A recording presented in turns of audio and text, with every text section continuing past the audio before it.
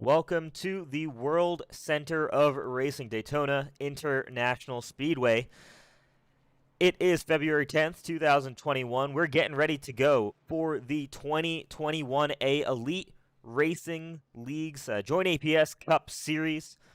My name is Rishav Khosla in the booth tonight with an exceptional group of commentators. I've got Alexander Nett, David Westergreen, and Doug Rice joining us, but before we get going, we're going to have a couple of pre-race ceremonies going on, but before we get to all of that, I do want to get a little bit of thoughts from you guys before we get going. So we'll start with you, David. You're going to be in the booth with me all season long. Talk us through what we're expecting to see here tonight. If our dual races last week were any indication, we're in for a treat tonight. This is our Daytona 500, 500 miles, 200 laps of action-packed racing.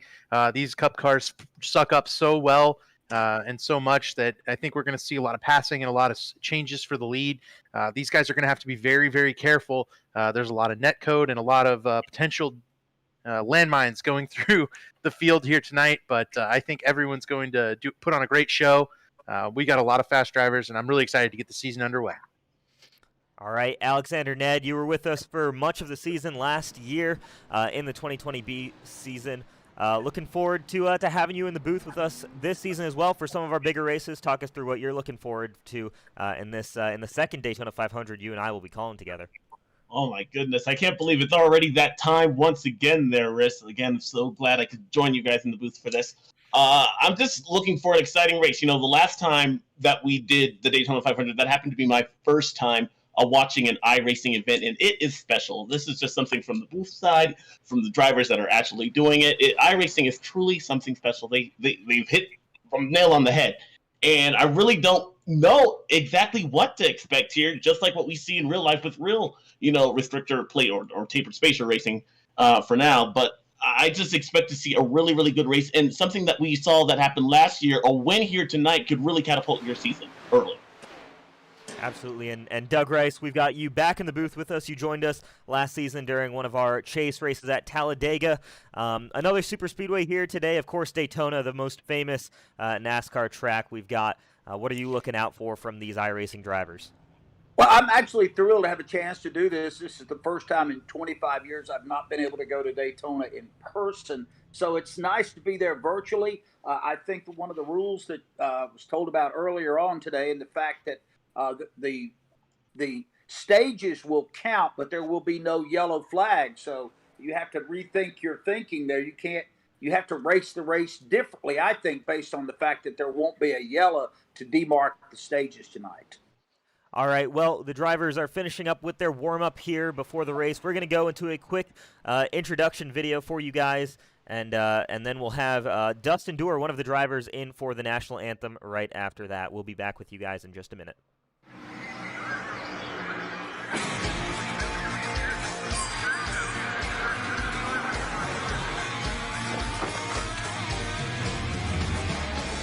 Hey y'all, it's racing day, so loud out here I can't hear a thing. Man, the fans are going wild. These drivers came to rock and no place else but Fox knows how to do it NASCAR style. Boogity, boogity, boogity, let's go racing, boys! Hey now, here we go, race day. Gonna be going slow. Keep that pedal down on the floor. Push it to the crowd, can't take no more. It has and the flag came down the air. Last lap around, worked all week, it's time to play. Gonna get a little bit sideways.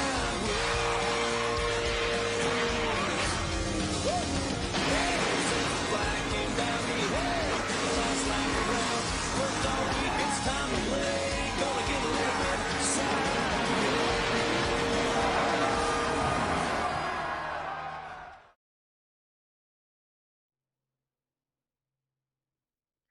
All right, welcome back, and with us now in the booth is driver of the number 32 car, both driver and also our national anthem singer, Dustin Doerr.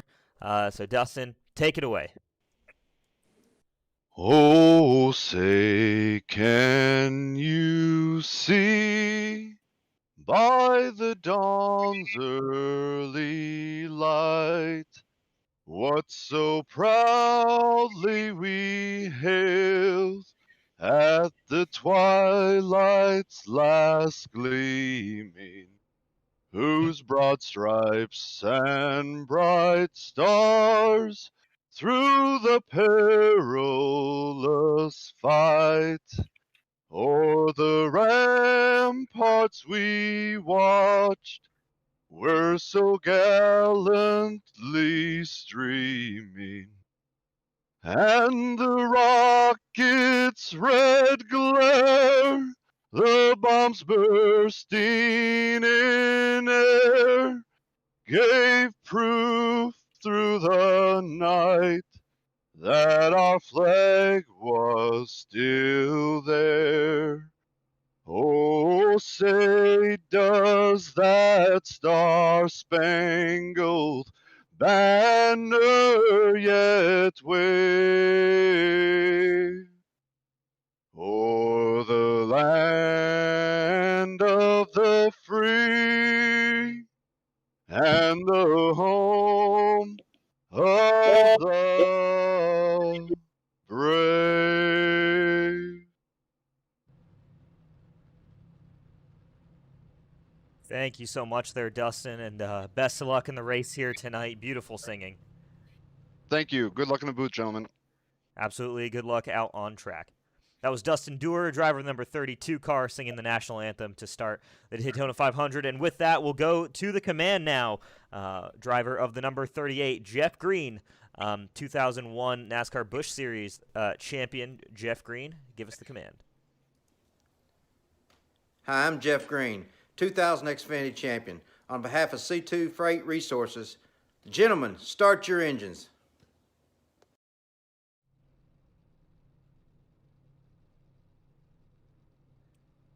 All right, we should be getting drivers to start their engines here pretty soon, and we'll have them rolling off for 2 laps.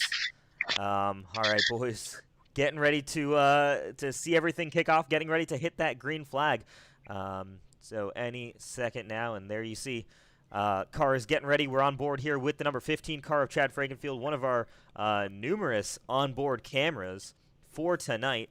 We'll have a number of those with Chad Frankenfield, and another one of those our in-race reporter Joshua Personette, who will ring up once we start rolling here. Let's hear some picks here early on, guys. Well, I think I'm gonna take a guy that Ethan Burrell picked in the chat last night. We watched him his name's at the top of the screen right now. Open driver Craig Arvanites. Ethan was really pleased with the way Craig was pushing, and he thinks that means Craig Arvanites is going to be able to sneak his way up to the front of the field by the end of the night and get some people trusting him to draft with him. I think I'm excited to see what Arvanites can do in that 43 car. I believe somebody that's going to be on my radar is Tyler Fody. And I think he was one of those guys. I think he's hungry. Was kind of disappointed a little bit with what we saw in the last race of last season there. Had a good, strong car, but I think he's going to knock it right out the gate there. He's always a threat, and I believe tonight might be his night. Doug, how about you? Well, you mentioned Chad Frankenfield a moment ago. Chad's the guy that sort of reached out to me and approached me about coming on board to help announce a couple of these races. So I hope Chad has a really good run. And you were talking earlier before we came on the air about Jeff Green, the success he had there, and spent a lot of hours calling Jeff Green back in the old NASCAR Busch Grand National Series. So I think Jeff Green's going to have something to say before this is all done, besides giving the command. All right, awesome there. And I'm going to go with the driver there you see in the number 1 car. Ryan Gavel moves over to Chevrolet. Lake Norman Motorsports this season. Was our Rookie of the Year last year. Impressive in qualifying here, and I think he's going to pull it off here tonight. But so much still to happen as we're getting ready for the pace truck up front there to pull off, and for Joshua Adams and Tyler Dixon to lead the field to the green flag. Yeah, I think it would be a bit of a disservice if we didn't jump on Josh Adams real quick, the pole sitter for the Daytona 500, who has won back-to-back Daytona 500 poles and won the pole for the Xfinity race on Monday for us. I think that Josh Adams is another one that you've got to watch out for at these plate tracks. He's really good at these things, and yeah, that Best Buy car is going to be up front all night, I believe. All right, well, with the cars starting to roll here, there you go. We'll have 2 pace laps for them before we get underway. We're going to pull in one of the guys who we're going to have in all night long, Joshua Personette, driver of the number 18 car. He's going to be with us, our in-race reporter for this Daytona 500. Josh Personette, do you have a copy? I do. What's up, guys? All right, Josh. We've talked about how in the past how these kind of super speedways are your kind of bread and butter for you personally, and then also for your team, PRC Esports. What are you thinking is going to be the game plan here? 200 laps at Daytona 500. How do you make sure you're in it at the end? Try and survive. 199 of the 200 laps. I mean, it's a marathon more than a sprint, so you got to have a car at the end in order to win. So we'll do what we can to keep the car clean, and we'll see what happens at the end. Josh, you seem to always kind of gravitate towards the front of these plate tracks. Are you planning out a strategy with maybe some of your teammates trying to hang out in the back and wait for this race to come to you? We talked about it a little bit. I mean, everybody on my team races restrictor plates a little differently. So for this race, there's no real team orders. I'm going to let the guys do what they want, how they feel, and we'll see if it works out or not. All right, Josh, before we get one here to go, any shout-outs you'd like to give out here before you start this race? I just want to thank all my guys for supporting us. I hope we have a good start to the season, and all the sponsors that came on board for all the team to help us out. All right, well, best of luck here, Josh Personette. One more lap to green. We'll let you get into the right mindset to get going for this, the Great American Race here in Elite. All right, thanks, guys. All right, Josh Personette, driver the number 18. We'll keep tabs with him all throughout the race. We've actually got a car there diving out of line a little bit, but that's back in place there. I believe that was the number 12 of Damien Lineager. Another car to keep an eye out for.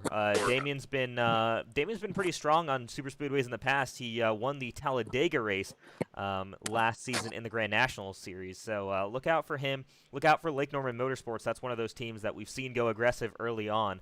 And yeah, I mean, there's so many different teams here that have a shot to get this done.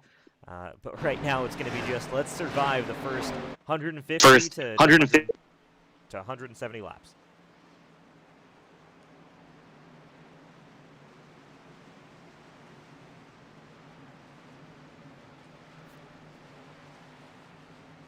Getting ready. All right, we are getting the green flag here. Final thoughts, gentlemen?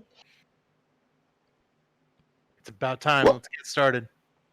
It's always a big deal when you race at Daytona, especially the Daytona 500, and we won't know the winner until we probably get to the fourth turn of the final lap.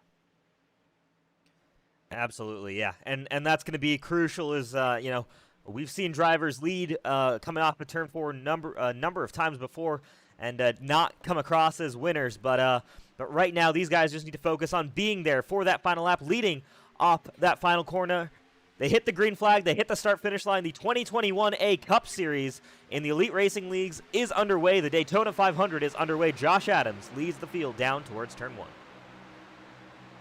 Already, you can see how important it is to get to that inside line and establish control of that lane. You saw the outside pole sitter there dive in and establish that lane. Now still side by side as these guys get up to speed here for the first time today. Takes them about a lap and a half to do so, but as I like to mention there, they travel the length of a football field a second once up to speed. Tyler Dixon, our outside pole sitter there, was the winner of duel number 1 last weekend. That 54 car certainly knows how to get it done, but he took it easy throughout the first part of his race, and here goes Hank Steinmiller going 3 wide for the lead. Already 3 wide early on in this event. Hank Steinmiller, no help behind him, though, so expect to see that 63 car fall back in line. Oh, you can see that middle. Sorry, excuse me. Hank may be looking to go get back there with teammate Tyler Fody, as well as teammate Ryan Gavel. You see him slide in right there in between those 2 Lake Norman cars. As, yeah, there goes Tyler Dixon down to the bottom of the track. He's going to drop back out. I think too racy for him early in this one. Well, it's 200 laps here, and you're not going to win this race in the first few laps. But to be cliche, you sure can lose it. And one of the other things we hear these drivers talking about. Man. Sorry, the 54 car was. We still right on board there. Sorry there, Doug. It looked like he had his hands full straddling the apron there in turns 3 and 4 there, trying not to come back up into traffic. Josh Robin has taken the lead. Tyler Dixon, I think, making that the first mistake of this race. Didn't find a spot back in line when he tried to drop out and drop to the back. Now he's going to lose the draft of this main pack. With Brent Jones actually in the 89 car back there with him, so potentially the two of those guys working together might be able to maintain some kind of pace, but not a great start for those two drivers. Take a look at that outside lane right there. The 40 car there giving a good shove to the 09, and now that 00 as well. This is the first real challenge we've seen from that outside line since the drop of the green flag. The 90 car there on the front is Scott Crump. And 09 is Johnny Thomas in the Manscaped car. This is now Chad Frankenfield's teammate. Car looks pretty racy here early on, made up some nice ground, but it's all about the energy. Which lane is generating the most energy? And, that applies to Daytona, and you've got to think 2 or 3 laps ahead to see where that's going to pay off. Right now, it seems to be the bottom lane right now, definitely the quick way around. As soon as you mentioned it there, Joshua Adams in that 95 car got a good head of steam behind that 8 car and used that to his advantage. He pulled out to the outside lane, feeling like Superman for just a little bit, but still, now the inside line beginning to fight back just as hard. And what looked like a good move to the outside lane to try and lead that lap will actually put him back to second place just a little bit, but still a lot of race left here. And as you had mentioned earlier, we will not have stage breaks that will result in a yellow flag here. We're going to be green throughout the entire race unless a caution comes out because of an accident. Yeah, I want to mention these two that Josh Adams jumped up in front of Scott Crump. That's his teammate there at Ruthless Motorsports, brand new team to Elite Racing, run by Brandon Key. He'll be driving the number 25 car. Those two trying to work together. Yeah, that Best Buy machine looked pretty stout here early on. Josh Adams able to pick and choose his lane. I've seen him go to the top and the bottom right now. Early on, and I know it's early, he looks pretty racy. Yeah, Josh Adams, definitely one of the guys who's always up there early on in these events. The question is going to be, can he stay there? We see guys who run up front for the majority of these races. You're most likely to get involved in a lot of these big wrecks because this is where a lot of this racing is going on. You can see just how aggressive these guys are still, and we're on lap 6 of 200 here. So it's, so much action still left to go, but guys are dying to get to lead a lap here at Daytona. I was actually reading an interesting article on Fox Sports written by Bob Parkhurst, and it mentioned the amount of accidents that we have seen here at Daytona and where drivers are running in relationship to that accident when it breaks out. And over the course of several years, we have seen the big one kind of get closer and closer to the front of the back. In fact, at one point, and Doug, you can speak a little bit about this here. I know you've covered the sport for now 25 years. At one point, it used to be like being up front meant that you were in the safe spot, You didn't want to be in what was called the eye of the storm, that center of the field, about 20th place on back. But now that really has transferred up to the top 10. Really, I saw in that article, it said third place had a 56% involvement rate of being involved in a crash. So is there really any truly safe spot here at Daytona? I don't think so. I remember when Dale Jarrett started the trend of trying to ride around in the back at Daytona and Talladega, and then the last quarter of the race to try to get up front and run up front. And sometimes that works, and sometimes that backfires on you, because by the time you get back up front, you're not as comfortable around the traffic, the heavy traffic, as you should be at that stage of the race. But I think what has happened over time, and I say over time, over the last 20 years, is that the racing has tightened up so much with these race cars. It used to be you could go to Daytona and you could be Dale Earnhardt or Cale Yarborough, Richard Petty, and just pull away from the field and win by 8 seconds. Well, that's unheard of now, and so I think that's why the trouble spot has migrated to the front, because everybody's running nose to tail. Continue to see that side-by-side action there as Scott Crump in that 90 car leading a good charge. He's getting help from the 37 to Ethan Burrell. Joshua Adams, who had just held the lead there lap and a half ago, has actually drifted back to behind the 8 car this time. It's funny how the draft kind of works out. You're leading 1 second, all the necks, and then suddenly you're behind a pack of cars. But right now, everything has been clean and green so far. Yeah, we've got about 15 lanes here of just about 2 by 2 by 2 by 2. And that's kind of what you expect to see here early on. I don't really think we're going to see much of single file running that you might see nowadays in real life, where once you get on those long green flag cars, these guys are really, really aggressive all throughout this race. They like to run side by side, and again, guys out here want to be the ones who can claim they led the most laps at Daytona. So you're not going to see too many guys really just allowing themselves to sit back for a while. They will be going for it here on every single lap. You've got a couple of really good guys highlighted here with this camera view. We're looking at the 42 of Vincent Isabella. We've also got in that camera shot Chad Frankenfield in the 15 and David Tooker in the 19. Those are three guys that are really aggressive at these plate tracks, and they're going to try to come to the front. All three of them started outside the top 25, and all three of them already inside the top 15 now. So at least with Vincent Isabella, he's up to 15th or 14th, really making that outside line work. He and David Tooker even took it 3 wide at one point. I'm seeing some cars that look like have a little bit of trouble on the exit of turn number 4, especially if you're one of those cars on the inside line. If you have someone on the outside, talk about that there, David. I know you've been able to race on this track with some of these competitors there. Can the guy on the outside, can that affect the handling of your car on the inside lane? Absolutely. And one of the things that we watched in the dual races last week was these cars are really getting loose out of the corners, as we're even seeing it happen here. There's another one of our aggressive drivers, Andrew Rucker, in the 64 right behind Casey Hatch and Chad Frankenfield. These cars are seeming to get loose out of the corners a little bit more than they ever have been. These guys are usually used to this car being kind of glued to the track, easy to handle. And then the cars are kind of being loose on them and turning sideways towards the inside. That's what, loose is. And when that happens, these guys are having to get out of the gas and catch themselves. When you have a car outside of you that's kind of pinching you down to the bottom as well, that doesn't help anything at all. As here we go, Chad Frankenfield taking it 3 wide. Well, you've also got the disparity of all of this air that's moving around, even in the virtual world. I mean, that's factored into this. And you're talking about something that keeps your car from getting glued down to the pavement. You're being buffeted around, and the further back you are in the pack, the more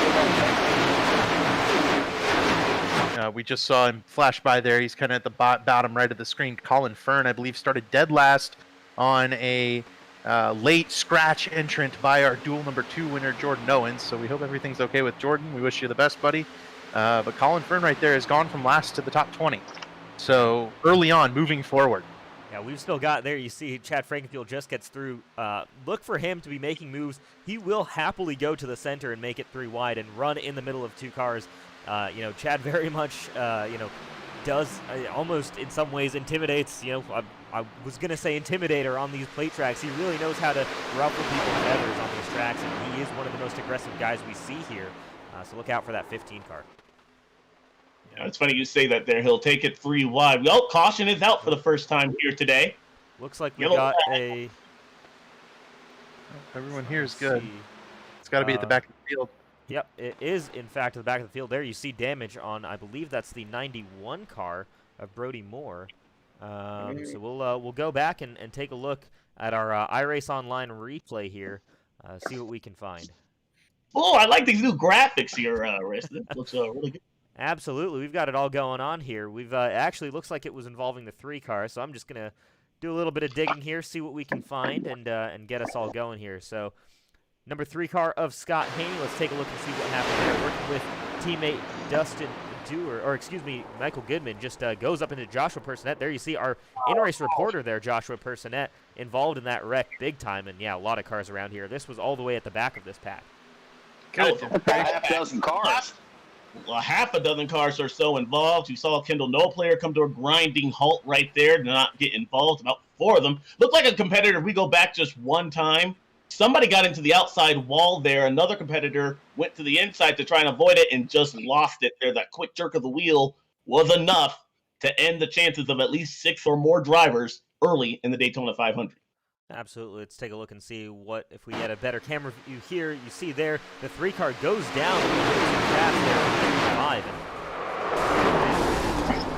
there. It was the white car there that looked like he got up into the wall first and kind of slowed down the lane, and then everybody bottlenecked behind him.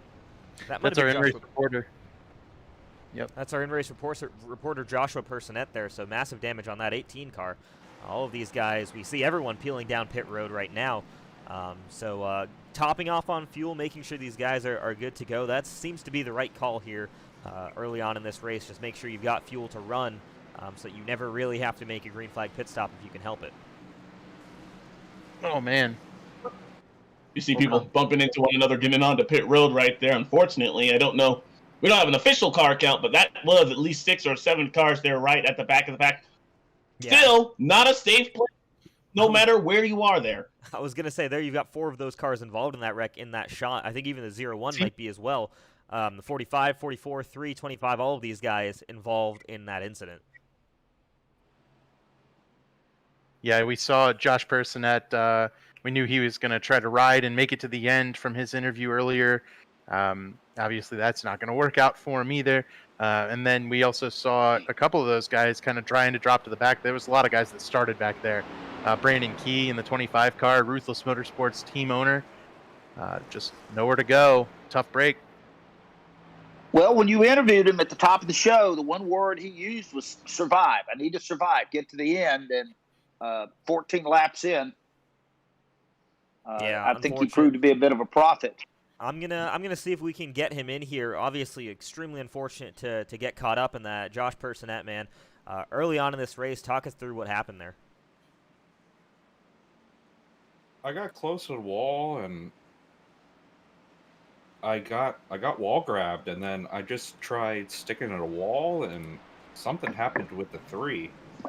Then he came up and got into me, wrecked everybody in the back. I don't know what exactly happened all there. Is the damage pretty severe there? Yeah, she's ripped up. We're done for tonight. Yeah. Unfortunate to hear that, man. Was really rooting for you there, and shame to go out on lap 16 of 200 here early on. Seemed like even towards the back of the field there, where you were just kind of hoping to ride around, things were still going a little bit aggressive. Looked like a bit of a sharp move down to the bottom of the track by the 3 car there.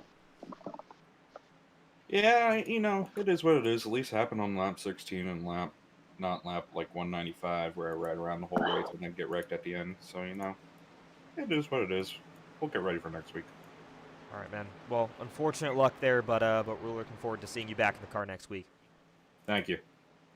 All right, in-race reporter there, Joshua Personette. Unfortunately, won't be hearing much more from him tonight. That car will be going no further.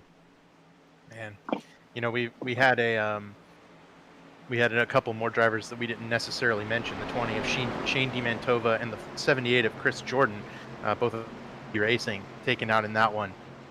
Just a team killer there. Took out 2 do-good cars, 2 ID racing cars, then the Ruthless Motorsports car of Key, Matt Arcara, as well as Zishan Dura got damage. It's just a big wreck back of the field. Ugh. At least 8 cars involved in the first, I would call it, mini big one of the night. Pace truck about to head for cover, though. We're about to get this race restarted once again. Rich?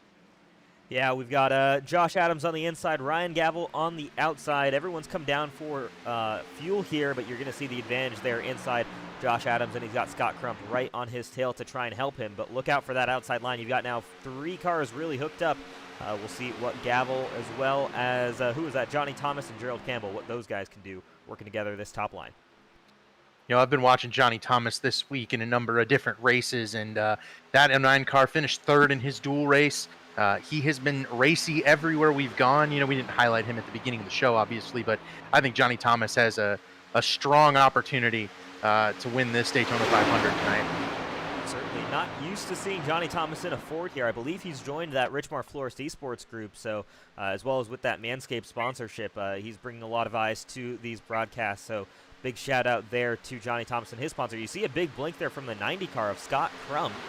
That's not what you want to see if you're Josh Adams or anybody on that bottom line. You might be wanting to dive up to the top because this tight pack racing here, if you've got a car blinking, I mean, so much can go wrong so quickly.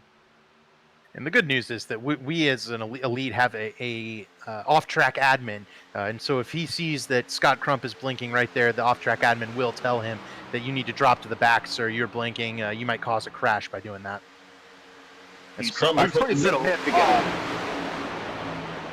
don't know if that message has actually necessarily been received here. Scott Crump took it 3 wide there. Ryan Gallo had to give way and yield that position. Now Crump looking to the outside. He might have it. The limping has stopped for now, but that is, you mentioned, has got to be a little bit unsettling for these guys that are riding right behind him. Yeah, and our off-track admins do an amazing job. We have Ethan Resner in the booth right now as the off-track admin.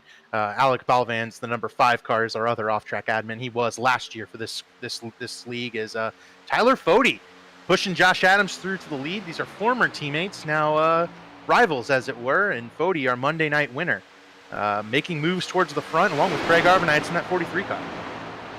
You want to talk about? I've been watching Arbonites. He's been driving a good race. It's hard not to miss that car though, because it has such a distinctive scheme to it. And I've got to give credit for several of these cars. They have picked brilliant schemes come out there. I mean, you've got a Steve Park look there with Gavel, and of course with Arbonites in the 43 there. That looked pretty good. There was a time that's where that car ran at Daytona. Mm-hmm. Doug, we have a new sponsorship here. It's the KNP design of the race, the paint scheme of the race. So if you have one of those paint schemes catches your eye the most, you get to cast a vote to give us the paint scheme of the race, and we'll tweet it out later and announce it. Oh. So as Michael Goodman looks like he's blown the motor on the 44 car, if that car stops, that would be a caution. Looks like he's off on the apron, though, and everyone makes it by safely, but that looked close for a second there on my screen. And the other thing to note is that Ryan Lutz painted out that number 1 car Ryan Lutz designs. And all these schemes, they're often done by guys in the league. So these drivers are also somewhat the artists. We know we're missing Ryan Lutz tonight. He was one of our Championship 4 contenders last year, as well as our Talladega winner. He's out with COVID. We do hope a speedy recovery to Ryan Lutz. New leader and doing new colors as well. Gerald Campbell, he was in the 48 car last season. He's in the 31 car. He's taking the lead for the first time today. Look at Josh Robin in that 8 car there. He and the 90 have been working nose to tail, but the 31 car putting his name at the front of the field for the first time. Yeah, and look for Gerald Campbell to work here closely with Josh Robin. I mean, we've got a lot of Chevys up front anyways, so I think there's going to be quite a bit of camaraderie there between Ruthless Motorsport, Lake Motorsports, and Lake Norman Motorsports, and PRC Esports. But the 8 car and 31 are actually from the same stable, both of those PRC Esports cars. So expect to see them working a little bit together. We saw them, I think it was Josh Robin who pushed Gerald Campbell to the front, but right now it's Josh Robin who's challenging Gerald Campbell for that lead position. Josh Robin was one of our guys as well on Monday night who was extremely competitive in the fight all the way to the very end for the win, ultimately pipped by Tyler Fody, but look out for him. He's also one of those silent guys on Super Speedway. Will always be there competing for the win at the end. Absolutely. And a note for Gerald Campbell, the diecast dude on the car. Try to read off the sponsor if I know them. Josh Robin running the SMRI number 8 as well. So a couple of new, the diecast dude returning to the 31, SMRI new to the 8 car. Congrats for both of them. Thank you so much for sponsoring cars in our league. Plenty of cars out there still needing somebody to hop in and get a logo on there if you want one. Gerald Campbell switched back to the 31 car. That was always his number. Last year he ran the 48 in honor of Jimmy Johnson's final season. As Gerald Campbell continues to lead here, I want to ask you there, Mr. Rice, because you've covered this sport for a long time. What's some of the most memorable Daytona 500s that you've been able to witness? The year that Ward Burton won, nobody was expecting that. And seeing him win, Ward was one of the guys that I got to know really well. That was super special for me. And I happened to be at that 500. Of course, that's a Motor Racing Network broadcast, so haven't been to a lot of them in person. I usually go down, and ironically enough, I'll leave the day before the 500 and come back home and watch it on television. That was a great one. 79, the one everybody talks about, when Richard Petty broke his long losing streak with the crash and the fight. And then in 81, when the King came back and won his 7th and final one. That was fantastic. But what has evolved over the years now is it's become this battle of survival and this last minute dash and don't get sucked up in the big crash coming out of turn 4, which has given us some dramatic wins by less than a minute.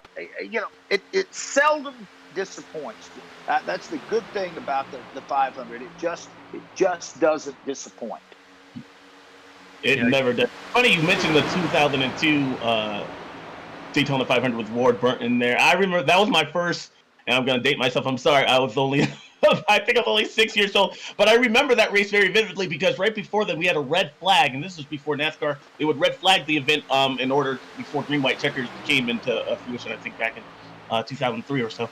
But they had a red flag, and Sterling Marlin, who had the lead in that 40 car, had some damage and got out of the car to try and work on that fender. And I remember asking my dad, I was like, can he do that? And Benny Parsons famously, no, he can't do that.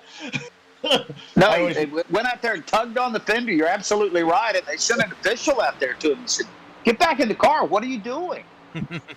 That's a pretty good racetrack for Sterling, though. He won back-to-back Daytona 500s down there. A lot of people forget that.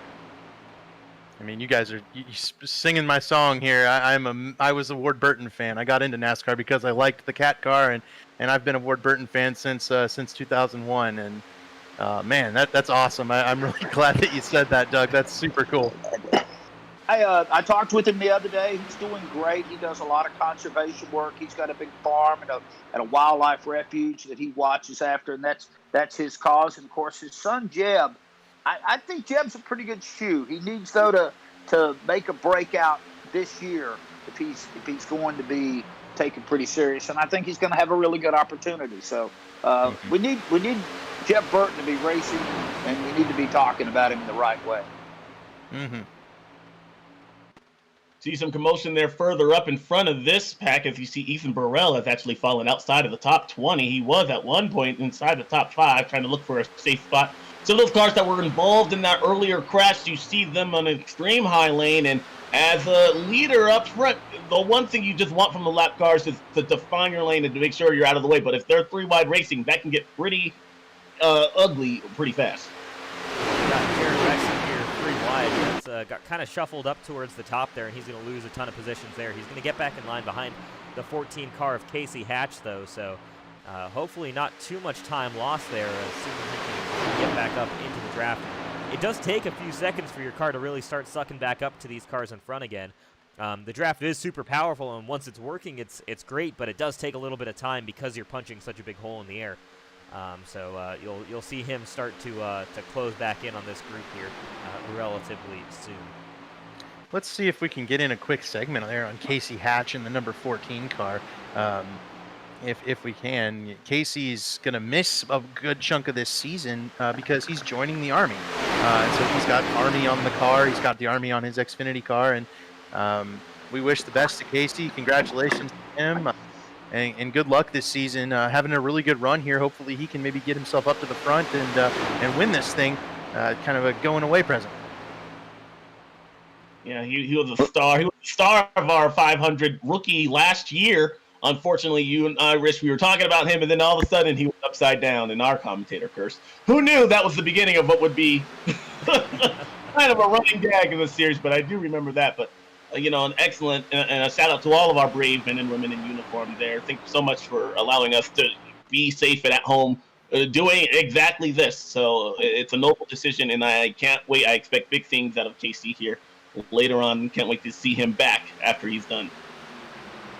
I'm always humbled when I meet men and women of the services. It doesn't matter what branch. I mean, that's an ultimate commitment. That's a big decision to make. So wish him the best of luck, and thank you so much for your service to us. Guys, I've been watching since the drop of the green on this, Joshua Adams and that Best Buy car, and he's just locked in there. He has not been back, I think, any deeper in the pack than about 4th or 5th, and he is just consistent, turning in great laps, and he is really dialed in here, at least early on. Mm-hmm. Right as you mentioned that, saw, though, a blip. I think that was out of Josh Robin in that 8 car. I believe, are the 8 and 90, are they teammates? Because that would kind of solidify what we've seen from them, because they have been the 2 cars that have blipped the most here up front. Yeah, so not teammates there between the 90 and the 8 car. Yeah, both those guys are up in line. That checked up that outside line pretty significantly for Josh Adams now too. head over to the front of that top line. He's going to retake the lead, I think, here from Gerald Campbell. Past 10 laps here, so, and we're coming up to the end of this first stage, so things are getting a little bit racing here for the guys who are sitting inside the top 10. They're starting to think, well, maybe I can grab a 1 or 2 extra points. Right. Maybe we can even look into the back end of this top 10 and see a couple of cars that we mentioned earlier moving their way towards the front.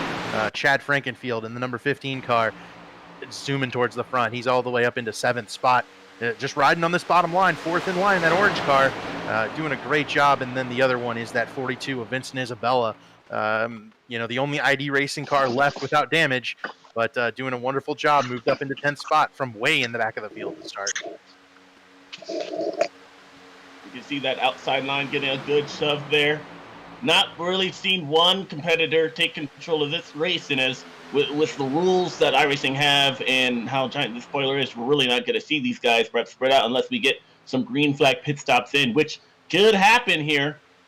I can see the 40 car. He'll switch lanes, and that's kind of dicey to do it on the exit of turn 2.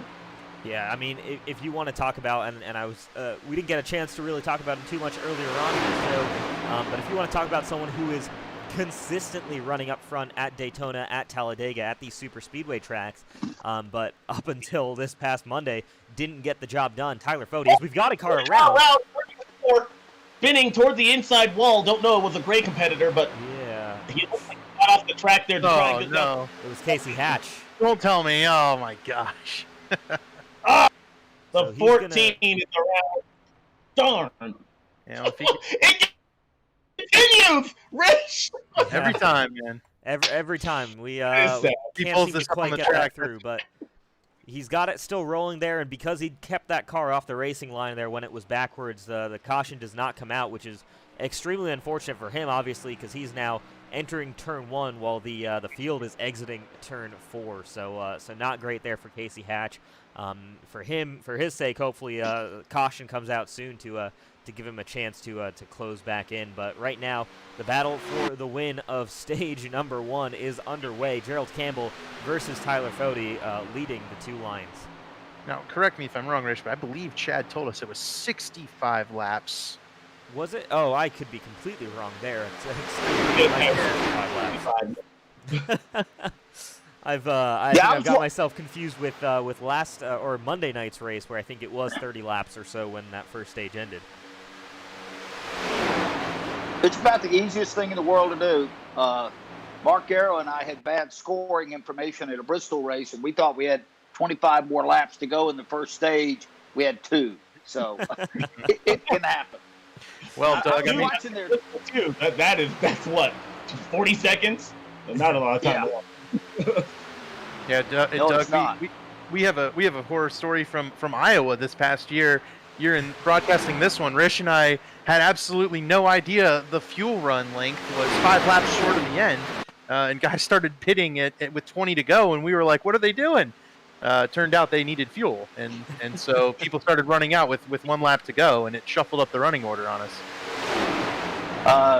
And you know, everybody fudges when they talk to our pit reporters about the fuel situation. Nobody is straight up. So there, at one race, I can't remember where we were. I'm like, why are we even asking these guys? Nobody's going to give us a straight up answer. Nobody's going to be truthful about it. And we'll just wait. When they run out of gas, we'll call them out. Absolutely. and with that, I know, David, you got a number from a couple of guys last night. They said 35 to 40 laps, so we'll see how truthful that is, or if we got some fudged up numbers there from our drivers in the Elite Racing Leagues as well. I think they got to be pretty honorable about that, because they have it on their screen that says exactly how much they're going to get. I just want, as he joins this front pack, I want to give a shout out to our anthem singer, Dustin Dewar, now run 10th in I think he's the last do-good car racing here, although Tyler Dixon might be okay in the back without damage. But a bunch of his teammates got taken out in that earlier wreck. Dusty said, I'm going to go to the front. And here he is, battling for the top 10. Sometimes that's all you need. There's always somebody to work with up front. So he's doing a great job and a great rendition of the national anthem as well. Guys, I have some breaking news to share with you. We have our official front row for the Daytona 500 that is in less than 4 days. Y'all ready? Y'all want to guess, or should I just tell you? Well, we'll give a fair warning to the viewers at least. So if you don't want spoilers, mute this broadcast for the next minute because we'll probably discuss that in case anybody stopped watching qualifying for this. Which, first of all, if you did that, we love you and thank you so much. But all right, take it away here, Alex. Let's hear who won the poll. It'll be Alex Bowman in the 48 car and William Byron. Hendrick Motorsports front row. Chevrolet has now won 9 of the last, I believe, 10 front row starts at Daytona. So, but look for that 48 car. New driver, but familiar number to lead the field for the beginning laps of the 2021 season at Daytona. You can never be surprised that Hendrick Motorsports Chevrolet wins the pole at Daytona. Even when they have the worst of years, they go down there with great pieces. I don't think either one of those cars will win the Daytona 500, but congrats. We'll see as things get dicey up front. They go around the lap car of Casey Hatch, who now his focus remains on being the first car scored 1 lap down. Didn't necessarily see exactly why he got loose all of a sudden in there, David Ulrich. He just looked like, from my vantage point, he was going to go down pit road and just lost it, but he was by himself, and it was an awkward transition out of the corner. Yeah, I don't have any info on it. Yeah, unfortunately, tricky to go further back to replays that are more than just a couple laps ago. But for Casey Hatch, it might possibly is just the situation that we were talking about earlier, where these cars are loose off of these corners. When you're unloading the rears of the cars, you really do feel it get light, and if you're running in a not so ideal situation, maybe 2-3 wide. Alongside with someone else that maybe you don't trust on the track, it can very quickly go away from you. So Casey Hatch, for his sake, what's good is that he spun it into the grass, into the infield there, and didn't end up hitting the wall on the outside. At least there's no damage visually that we can see. It's still good as long as he stays in that lucky dog position. I just went back and took a look at the replay on our broadcast. Hope everyone is enjoying themselves, but the replay showed Casey just hit the apron there coming off turn 4, I think. That was just enough to upset the balance of that number 14 car, and we got to be watching with guys doing that in this big pack side by side. We talked about, I think, everybody in the top 10, but as I look at the top 10, there's one guy in there that we haven't really mentioned, and I think that's Tate Lytle in that 56 car.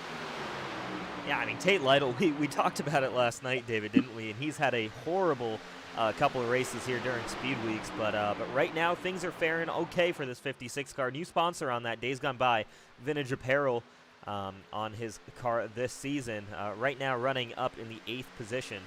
We'll keep an eye on that Toyota there, and fingers crossed for Tate's sake that he's able to bring that car across the line at the very end of it. Partly because of attrition and just the natural flow of the race. For the first time there, for about 2 laps ago, we didn't have 6 2x2. As soon as I start to say that, the back cars start to suck back up to the front here, and now we're about 6 rows deep, 2x2 once again.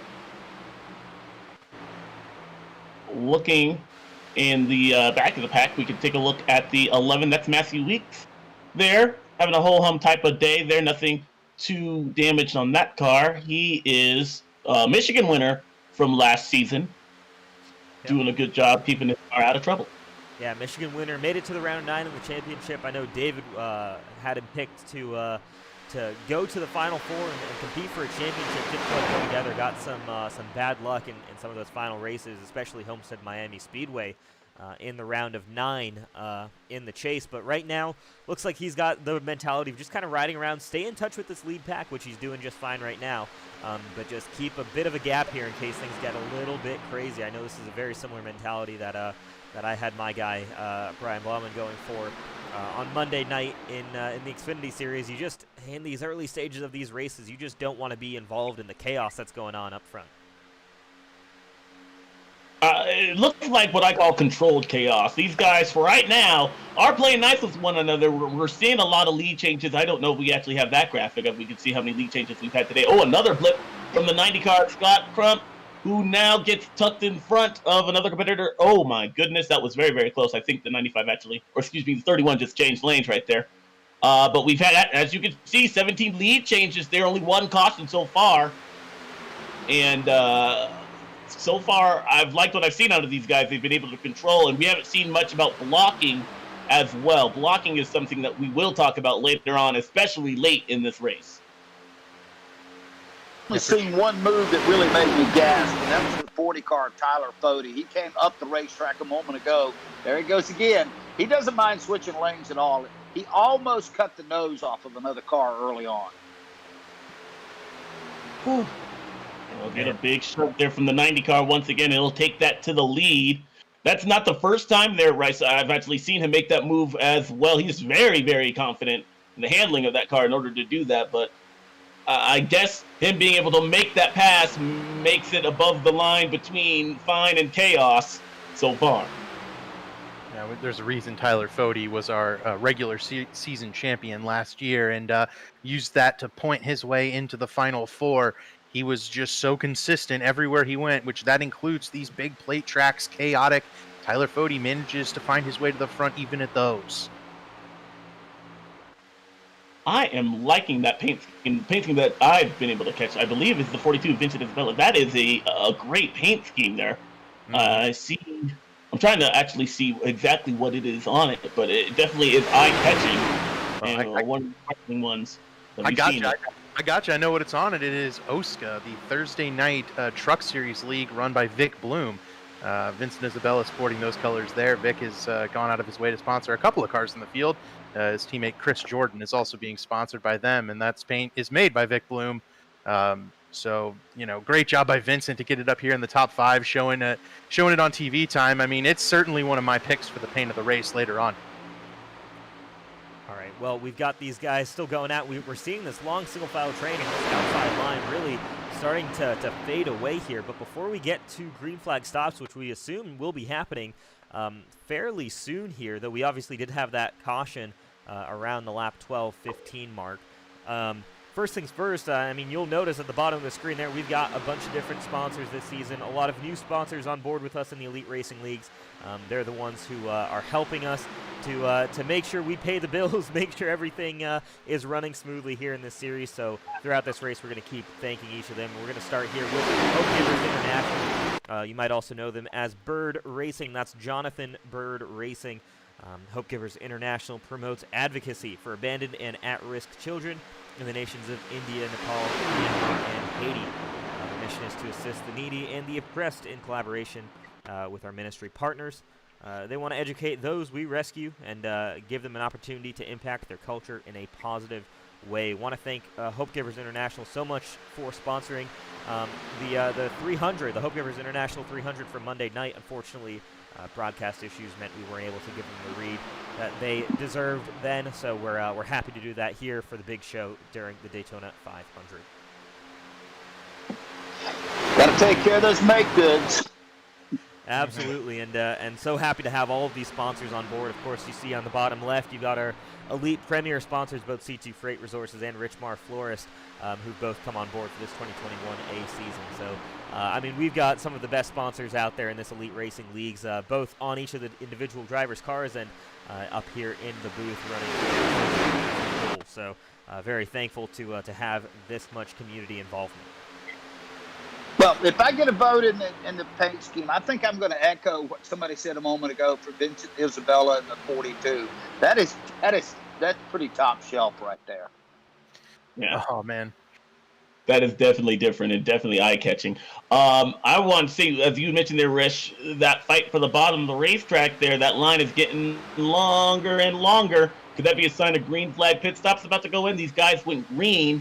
I believe it was lap 13, so we've had about almost coming to 30 laps in this fuel run here. I don't think they can make it to the end of stage 1 without a green flag pit stop. Pretty unlikely here. Yeah, we're running lap 50 of this race. These guys have done 35 laps on these on this fuel run, so we're getting to that point right here where we're expecting to see guys coming down pit road any second now. And again, you've got a lot of cars down on the bottom. I'm curious to see, who's coming in with who, if we're going to see, large chunks of manufacturers going in. I know there's always teams that like to go in. Maybe you just get 5 or 6 cars going down a lap ahead of the rest of the pack, because then you have a much less packed, much less chaotic entry to pit lane. So we're expecting to see that all going down within the next 2, 3, 4 laps. And one of the biggest problems with pitting here is that one car may go to your inside before you have to pit.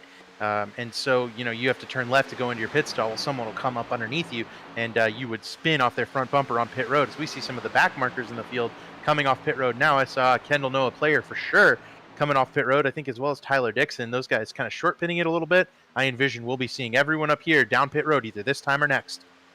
You saw Gerald Campbell actually switch lanes there to get in position to go down pit road right here. What's the signal for these guys to get onto pit road? I know from console racing, a dip below that double yellow line kind of signals that their intent of going down pit road. Do you have the same thing for iRacing? Well, certainly you do, and I think another important tool for a lot of these guys we see, some cars aggressively going towards the right-hand side there, is you've got voice chat to help you out. So guys are able to announce it. Josh Robin almost loses it on entry to pit road there. Gets two wheels on the grass, but he saves it. He and Gerald Campbell coming down pit road. And that's what I was saying. You get one or two guys working together down onto pit lane. As long as these guys exit together, they should be okay to stay at relatively the same pace at the rest of this pack. It's a little less than graceful right there for both of those cars. Certainly. That's PRC Esports working together, working their way down pit road. And while we've got them on the docket, they are providing $25 to the winner of this race. League itself payout is $20 to win this race. And we've got a 1990 Daytona 500 program up for grabs as well for the winner of this race. Yeah, well, here we go. We've got all of these guys coming down pit road. Josh Adams will lead this field down pit road. Looks like Chuck Sweeting staying out on his own, though, in that 75 car, so might not work out too well for the driver of the number 75, but here we go. We'll watch as the 95 comes into his box, hits his marks just fine. We're going to expect 4 tires and fuel. Yeah, if I know Chuck's... Go ahead, Alex. I was going to say that the first pit stall there going to be very beneficial for our pole setter, as he is off and away. Service is off and away. That was actually great. We saw about 19 cars all getting on these heavy stock cars. I've never done it before, but I've heard from some of the best that it is a grind to get these guys from 200 miles an hour to 55 in time to not be caught speeding. Well, you saw there, I mean, Josh Adams got off first, but he wasn't up to speed, and Tyler Fody actually slingshots on past that 95 car. So Tyler Fody will lead this pack off of pit road. Obviously, this race off pit road maybe not as important as it might be at a 1.5 mile track, but there you see on the left-hand side of your screen, that's the 31 and the 8 car working together. This is how they'll come back in with the rest of this pack. They could shoot back up here pretty quickly if they've still got that momentum going.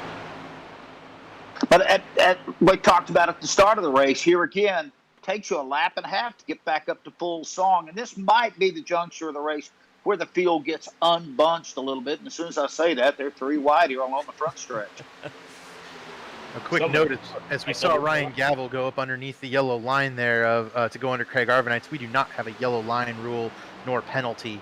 If Gavel had made a pass right there, we wouldn't be able to do anything about it. iRacing does not have that capability, and we're not going to throw any manual black flags for that.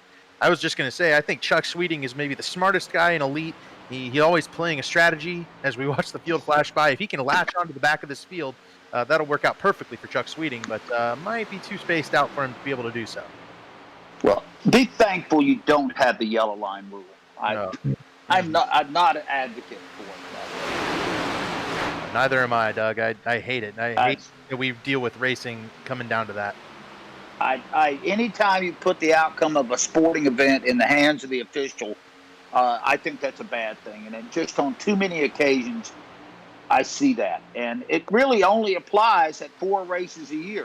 And I think there's some other way to get around that particular rule.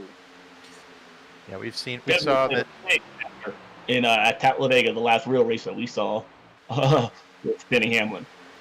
Yeah, that rule came into effect in 2001 because we saw a couple of different instances in both the fall 2000 Talladega race with Dale Earnhardt Jr. and then in 2001 a number of times during the Daytona 500, and then especially right on the last lap there, a number of guys going below the yellow line and it creating some accidents, one of which was the Dale Earnhardt accident that we know of. So that's why NASCAR even started that rule in the first place. And I think, 20 years later, the cars and the devices inside the cars so much safer. As Vincent Isabella coming off pit road again, I wonder if he sped or sort of missed his pit box, something to that effect there. Well, he'll be hoping for a caution in that 42, which is a shame. He was running right up there in the top 5. So, guys, without knowing the schedule, does it pretty accurately reflect the Cup schedule throughout the year for the Elite Series? No, sir, actually. So we largely the schedule is decided through we have drivers submit their preferences in terms of racetracks, and we try to go to all of the tracks that we feel give the best racing. So, for example, I mean, next week we're going over to Auto Club Speedway, which I guess is actually probably pretty normal for where it normally is in a pre-COVID world. But after that, we'll be heading over to Walking Line, which is certainly not where the Cup Series is used to going.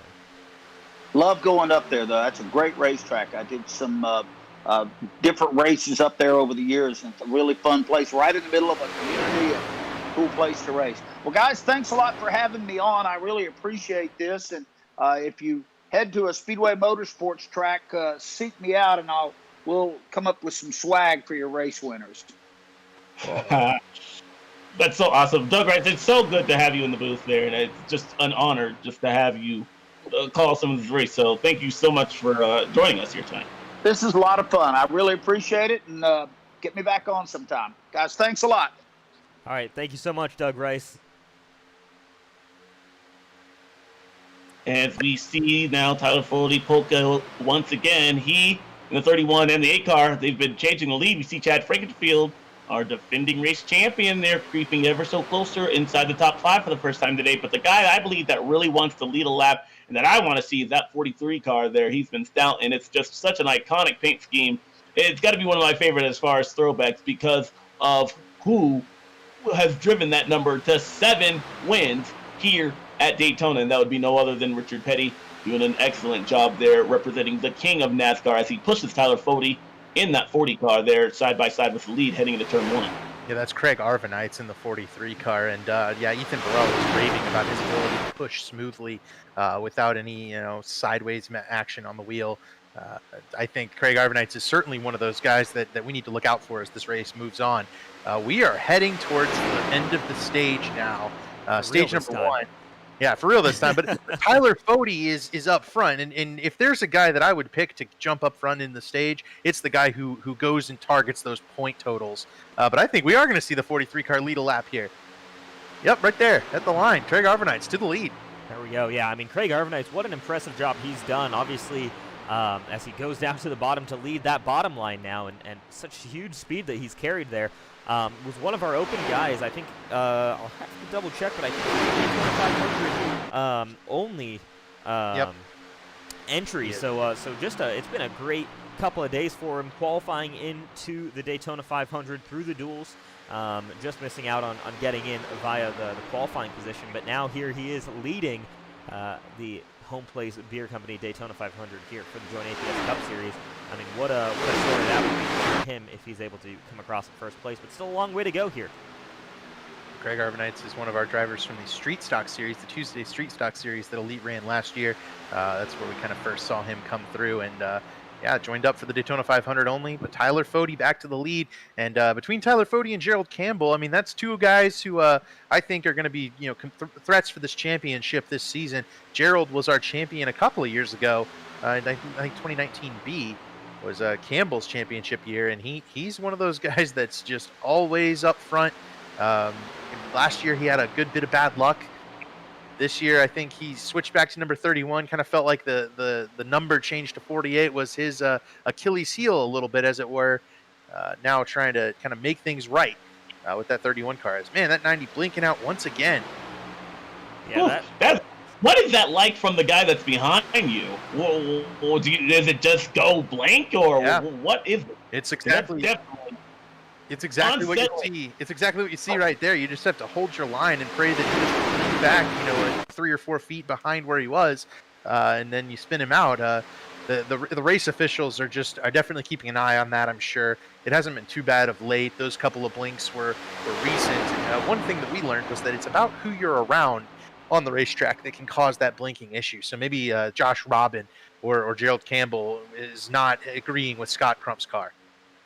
And that would make sense too, because of the Right, but we have seen, I think Josh Robin also in that 8 car, and these guys are side by side, so that could play a factor here as we were working lap 64.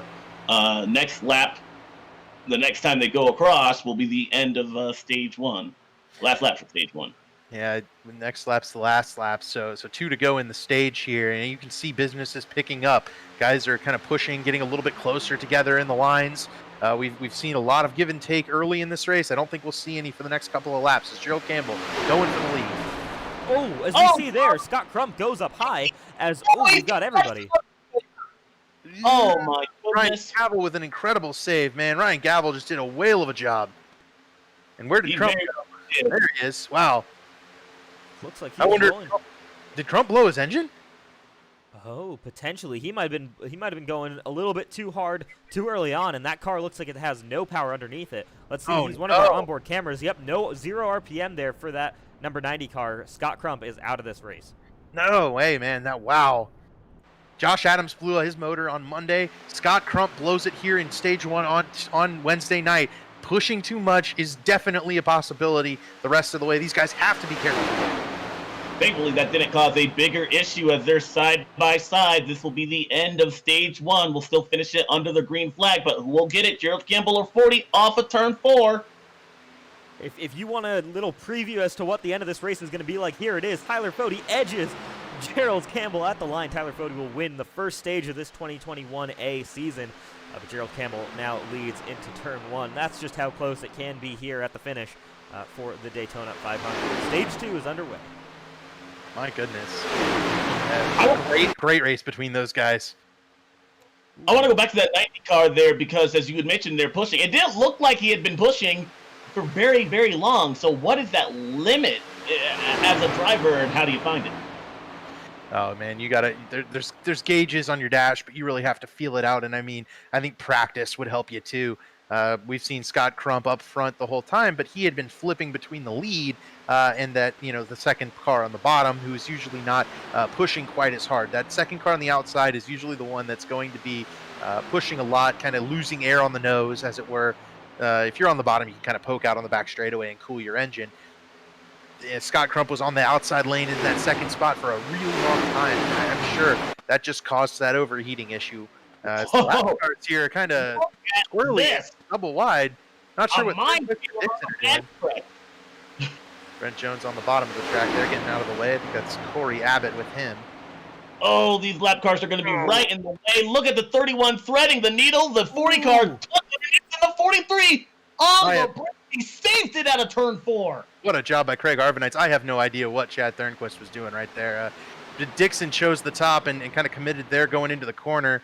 Nothing he did wrong, but Thornquist kind of stayed right in the middle of the racing groove. Yeah, I think lack of communication there. That's the biggest issue there is lack of communication between lap cars and exactly what happened there is Tyler Dixon and Chad Thornquist both had different ideas as to what they were doing there when the lap cars or when the leaders were coming around, and there's the result. And that absolutely destroyed the great run that Craig Arvanites has been having. He'll have to be hoping for a caution similarly to this 42 car, who's up here now in the top 5 on track. But he is 2 laps down after some pit road issues. So Vincent Isabella, another one looking for a caution. Craig Arvanite's definitely looking for one. Dual number 1 winner Tyler Dixon looking for a caution as well.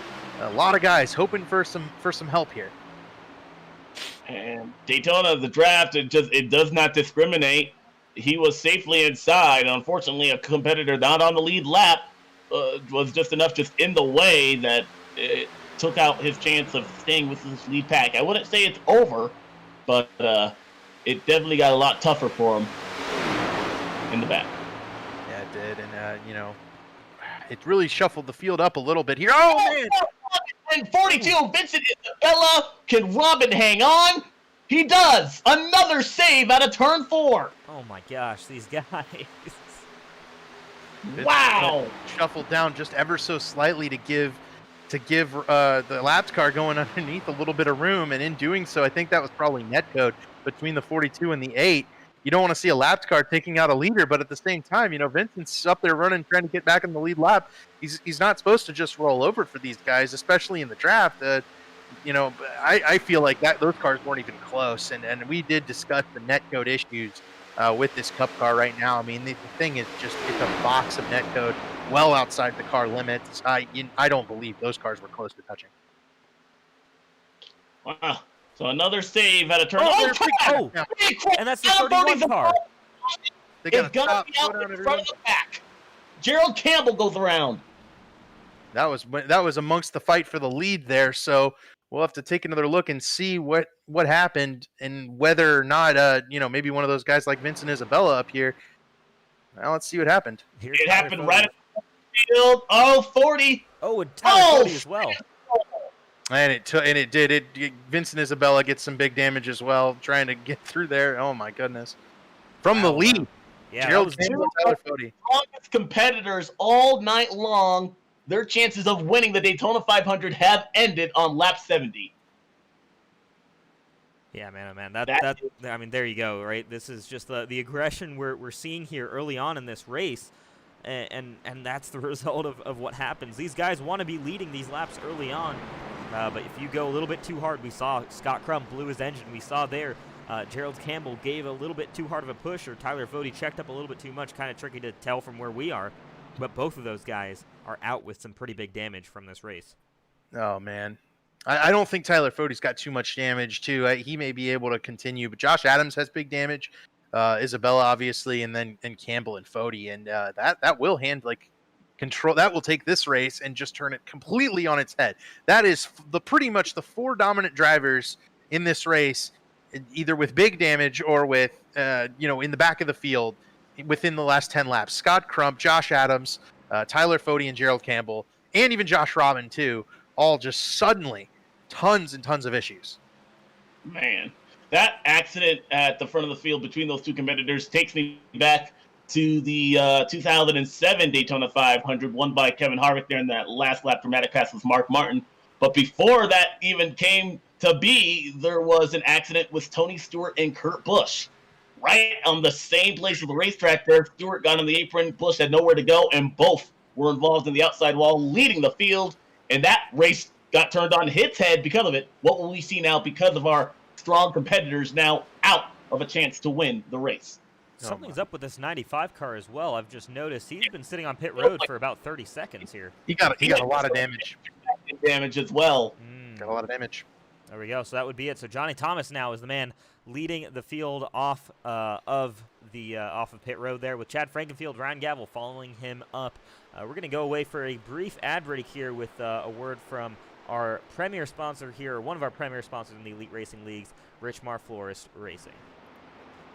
Richmar Florist makes every day a special day, from weddings and large events to that little something for any occasion. Richmar Florist has the perfect floral expression, and they're open online 24/7 at richmarflorist.com. Everywhere, every day. Richmar's 2 retail locations offer a fantastic selection of floral creations, gifts, and home decor.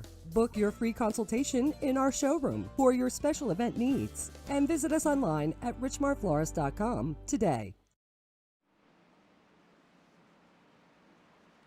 Welcome back, everybody, to our broadcast here. We're running lap 72 of 200 realistically, of the Elite Racing League's JoinAPS Cup Series, Homeplace Beer Company Daytona 500. We're under caution flag here for that incident between Gerald Campbell and Tyler Fody, battling it out for the lead. We saw Vincent Isabella and Josh Adams both caught up in that incident as well. But here we go. We're getting ready to go back to Green Flag Racing. We're going to watch his guys line up. Johnny Thomas will lead the outside line here. It seems he's picked as the lights are out on that pace truck. So you never think when it happens, you might be like, oh my goodness, how am I going to get caught back up? And I'm looking at the 8 and the 43 car who had some great saves out of turn 4. But because of those moves where they had to save the race car, they are still within a chance of winning the Daytona 500. It put them that far back just enough to avoid all that calamity that happened out of turn 4. Mm-hmm. Yeah, that those issues before that, preceding that event, coming off turn 4, actually spread the field out enough to where it was just a 2 or 3 car crash. We saw Adams with damage, Isabella with damage, but other than that, and the 2 that spun, that could have been a much bigger incident with the leader spinning coming out of turn 4, and everyone else getting by okay. So we will restart here on lap 74. And I want to make a quick note there because it might be confusing. It says lap 73 of 201. Are we going through the end of 201 because of that extra pace lap we ran earlier? Or will the race still conclude at the end of 200? I believe it will be at the end of lap 201. So when that checkered flag finally waves, will be the actual end of this race. Yeah. Okay. We're only at 201 of that extra pace lap. Okay, that makes sense. I just was curious, and I didn't want us to call the wrong lap at the end of the race. A big jump then for Johnny Thomas. He's going to dive those straight in front of his teammate, Chad Frankenfield. So now we've got those two Fords working together up front. We'll take a look and see how this works for them. We remember from last season's Daytona 500, Chad Frankenfield, Bailey, and those guys made some serious progress in this middle stage of the race. But look to that outside line there. We talked about him hanging out towards the back earlier on in Stage 1. Matthew Weeks is about to take over the lead of the Daytona 500. He's got teammate Tate Lytle in tow, and we've talked about Tate's bad luck this week. But Tate knows that this is his opportunity to win now. The field has kind of shifted on its head, as it were. Also, want to mention that Craig Arvanites did get that caution that we mentioned, so he's back up in this lead pack, fighting for the lead in the Daytona 500. Toyota on the outside, Ford on the inside. Ryan Gavel, the first bow tie there, riding along in that one Chevrolet as they're side by side entering turn number 1. Matthew Weeks didn't get close enough to lead that lap. What will happen here on this lap? I want to go in really quickly to the back end of the race a little bit. Scott Crump posted on our page, on our stream rather, that he blew up at 288 degrees.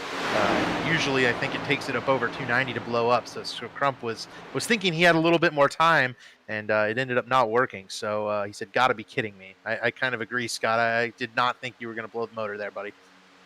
Yeah, unfortunate there for the driver, the number 90, one of our open cars this season. Doesn't have a charter quite secured yet for him. So it's gonna be tricky work. He's gonna have to race his way into all of the races this season, but he's planning to run a full schedule if he can make those events. So more chances here for Scott Crump. Unfortunately, Daytona 500. And Chad switched the lead or switched lanes. Now trying to take the lead in front of his teammate. One more of a car that's out of the race is David Tooker, our championship holder from the Homeplace Beer Grand National Series last year. Tooker had a computer issue tonight, so two pretty important contenders out with fairly issues that were not necessarily their fault. Hopefully Tooker can get that computer issue resolved. Darn, that is sad to see. Never want an issue. You never want any issue really to arise to take you out, but that's got to be especially infuriating. Yeah, certainly mechanical, technical issues can always be some of the most frustrating there because you're almost powerless in terms of dealing with that. We've got two packs here, really, and you can see there we haven't talked about it really all race, but right at the back of this lead pack, Jeff Green in that number 38 C2 Freight Resources car. Different kind of run we've got from Jeff Green today. We're used to seeing him kind of fighting up front all race long. I think he started more towards the back, though, in this race, or might have gone towards the back early on and has just kind of been rolling around. But look out for this 38 car, as well as the car that's right in front of him, the 94 of Kendall Noah Player. You're defending a race champion here at the Daytona 500. Both of these guys know how to get the job done at the Daytona International Speedway. Yeah, I think Jeff Green, it surprised me with this. He started 10th. I figured he would just drive it right to the front and try to keep the 38 there with Tyler Fody and some of those other guys. Nope, that hasn't been the strategy. Green's strategy has been to hang out in the back, Kendall Noah Player as well. We'll have to see if those guys can make it work. Hank Steinmiller's right there, Brent Jones. Number of guys looking to make that rear strategy, the hangout strategy, work for them, as we're getting 3 wide up near the front of the field. Well, and if you there, David, from last the restrictor plate race that we covered at Talladega, he was one of those competitors that we were looking that were slicing and dicing up front. Unfortunately, he got involved in the first crash there. I believe it was like on lap 5 or 6, so he's been able to hang on. But maybe some lessons learned from that earlier race last season at Talladega to transfer to this race here tonight. Yeah, and look at who's just slotted into 7th position. One of our drivers who just got in literally this morning, and he goes up to 6th. Colin Fern there, our driver analyst up here in the booth for last season's Daytona 500. He's back in the car here for this race, and he's been working his way up from the back of the field. We saw he was making some good progress early on, but he's now joined this pack and this battle for the lead with that Brandon-built Motorsports car. I believe he's I don't know if he's the crew chief or one of the race mechanics on that Brandon Brown car in the Xfinity Series. Made the chase last season. He's hoping to do well for them in this in the virtual world. Heck yeah, Brandon Brown's a really awesome story. I love that guy. You're gonna see him on Saturday in the Xfinity Series down at Daytona for real. So yeah, be on the lookout for old Brandon Brown and Colin Fern doing a great job to kind of represent there. As Tate Lytle heading to the top. I wonder if Tate's got a little tired of the way this field is acting up here near the front. Maybe he's running hot in that car as well. I was going to say it could be a matter of keeping that engine there, not to expire, as we have seen some issues from pushing early on from below the consequence we would expect, the threshold that we would expect from these engines here. But yeah, he's backing up. Now that I was going to say, the top 10 has taken some new names in. We have Josh Clark, Damien Lineager, Fern, as you just mentioned there, and then Andrew Rucker as well in the 64 car. Dusty Dewar up here into the top 10, as well as Caleb Thompson and Brody Moore. All of them running up here in the top 11 or 12 front pack, battling for the lead. Some new names able to take hold and move forward as some bigger names kind of fall to the back. This is the point of the race where we're working lap 81 at 200, still just shy of halfway, but this is where a little bit of, I wouldn't call it fatigue, but it starts to get monotonous here inside the race car, although you are consistently working there trying to advance your position here, but this is also a time where the body begins to fight you not as well as your other competitors on the racetrack. Now, I talk about this as much as I can because I think it's crucial to racing, is that racing itself, and especially then sim racing, iRacing as it were, is a mental game. These guys are fighting against each other it's basically a game of chess. You know, who can make the least mistakes? Who can make the right moves at the right times? It's not so much physical capability, especially at a track like Daytona, where for the most part you're matted down, gas to the floor. You have to outthink your opponents. You have to be there at the end. You have to make the right decisions, and that's why I want to at least bring up that move by Tate Lytle to kind of back up and through the field, to go up to the top, head to the back, kind of work your way back up to the front, kind of find your footing. He hasn't done that all week. And, oh, man, Lineager heading to the bottom. He might have even gotten loose there off turn 2. Yeah, thankfully didn't have a competitor right there when that happened. In fact, he'll be able to blend in pretty nicely. So that's a good save from the 12 car, who was looking for some redemption after a dismal season that we saw out of him. It just, unfortunately, and not a lot of wrecks were his fault, but he was just the wrong place, wrong time everywhere we went. Almost none of them were, and we've got a couple of guys in this pack. One of them's right in front of Damien Lineager, battling for the lucky dog. Casey Hatch, we've mentioned him today, and we saw him get loose off turn 4. He's now battling for the lucky dog with Richard Hines in that purple number 87 car. So that's the battle. If the caution were to come out, one of those guys would be getting back on the lead lap. And right now, it's Richard Hines there. You see in that blue and yellow car up on the top line. There we go. As we've got Ryan Gavel actually dips down. Either he's decided he's had enough of that fighting up front and wants to just sit back for a while, or a little bit of a mistake off of turn 2 there. Richard Hines right now doing what he needs to do to stay in position to become the lucky dog, but again, this can change also. Ryan Gavel, I think Ryan Gavel's heading back to find his teammate, Damien Lineager, as at the line, a new challenger has arrived. Josh Clark, the 28 Virginia Tech car, being pushed by Andrew Rucker. I know these guys don't always get along off the track, but here they are battling for the lead, running together, drafting together, and right behind them is maybe one of those sneaky good late drivers. We discussed him on Monday night. Caleb Thompson always finds his way to the front of these races. I was going to say there, we've got 3 new names to the front of the pack here in the form of Josh Clark, Andrew Rucker, and Caleb Thompson. Not new in terms of new to the series or anything, but new in this race. These guys have been hanging around in this lead pack or in the mid pack for the majority of this race, but here we go. They've now taken to the lead, and Josh Clark now slides in front of teammate Matthew Weeks. Those two will line up tandem style to lead another lap for the 28 car, and now Andrew Rucker leads that outside line. That's what we love about Daytona here. Everybody seems to be on equal playing field. Everybody gets a chance to try and get up to the front, and you can really try and do something. And I call it the great equalizer. The draft play is the great equalizer.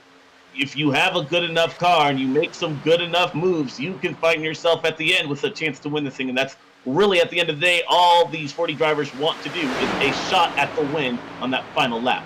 Almost 3 wide.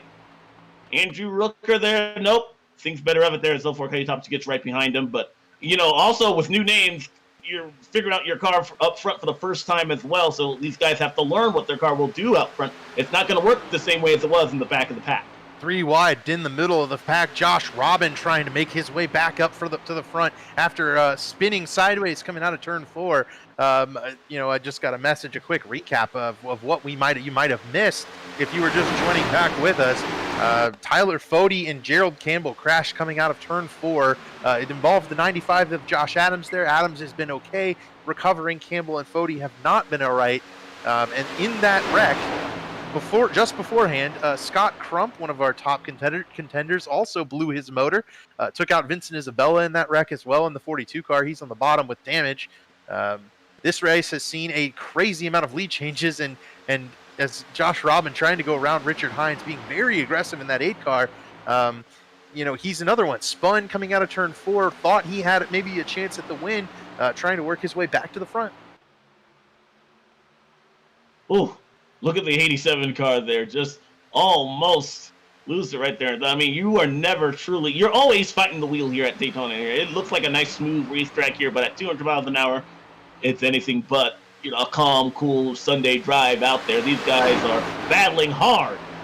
You see the 43 car taking 3 wide, threading the needle underneath Josh Robin. Both of those guys had similar saves out of turn number 4, both still with a shot to win. And Craig Josh Adams slices right behind the 43 car. Craig Arbanite's back in this race now after that incident earlier on in the race, and in third on that outside line though that's Richard Hines. He's building that buffer in terms of ensuring that he is going to be the lucky dog now, because there is a long way back to Casey Hatch. So Richard Hines doing what he needs to do, and he's maintaining pace here well enough, and he's working well with these leaders on that outside line. New leader Caleb Thompson in the 04 car. Just briefly mentioned him while he was running back further in this pack. He's always finding a way up front at these plate tracks. Not always running up at the front of the field. And that's the beauty of Daytona. It's giving us a great view of a lot of different drivers. As Richard Hines gets crash. Check out more competitors. Josh Robbins around. The 43 gets involved in more collisions. Ryan Gavel in the 1 car. Yeah, Ryan Gavel, Kendall Noah player, our defending champion, Casey Hatch there, Damien Lineager, Ryan Gavel, so many cars involved in that incident. We'll head over to the iRace Online replay, see what exactly happened there with these cars going through the tryover. Chad Frankenfield is involved. My goodness. Richard Hines coming down there on that 8 car, and just chaos ensued after that. Dustin Dewar involved in that. Who else? I'm trying to name everybody. Chuck Sweeting, Ethan Burrell. So many big names there. So many challengers for this 500 win are out. And up front, it is Tate Lytle who's leading the way right now with Caleb Thompson, Josh Clark. I mean, so many big names out in that incident. So Dustin Dewar in there as well. It's funny. Tate Lytle is the one leading the race after the big crash. All week we've talked about how unlucky Tate Lytle has been.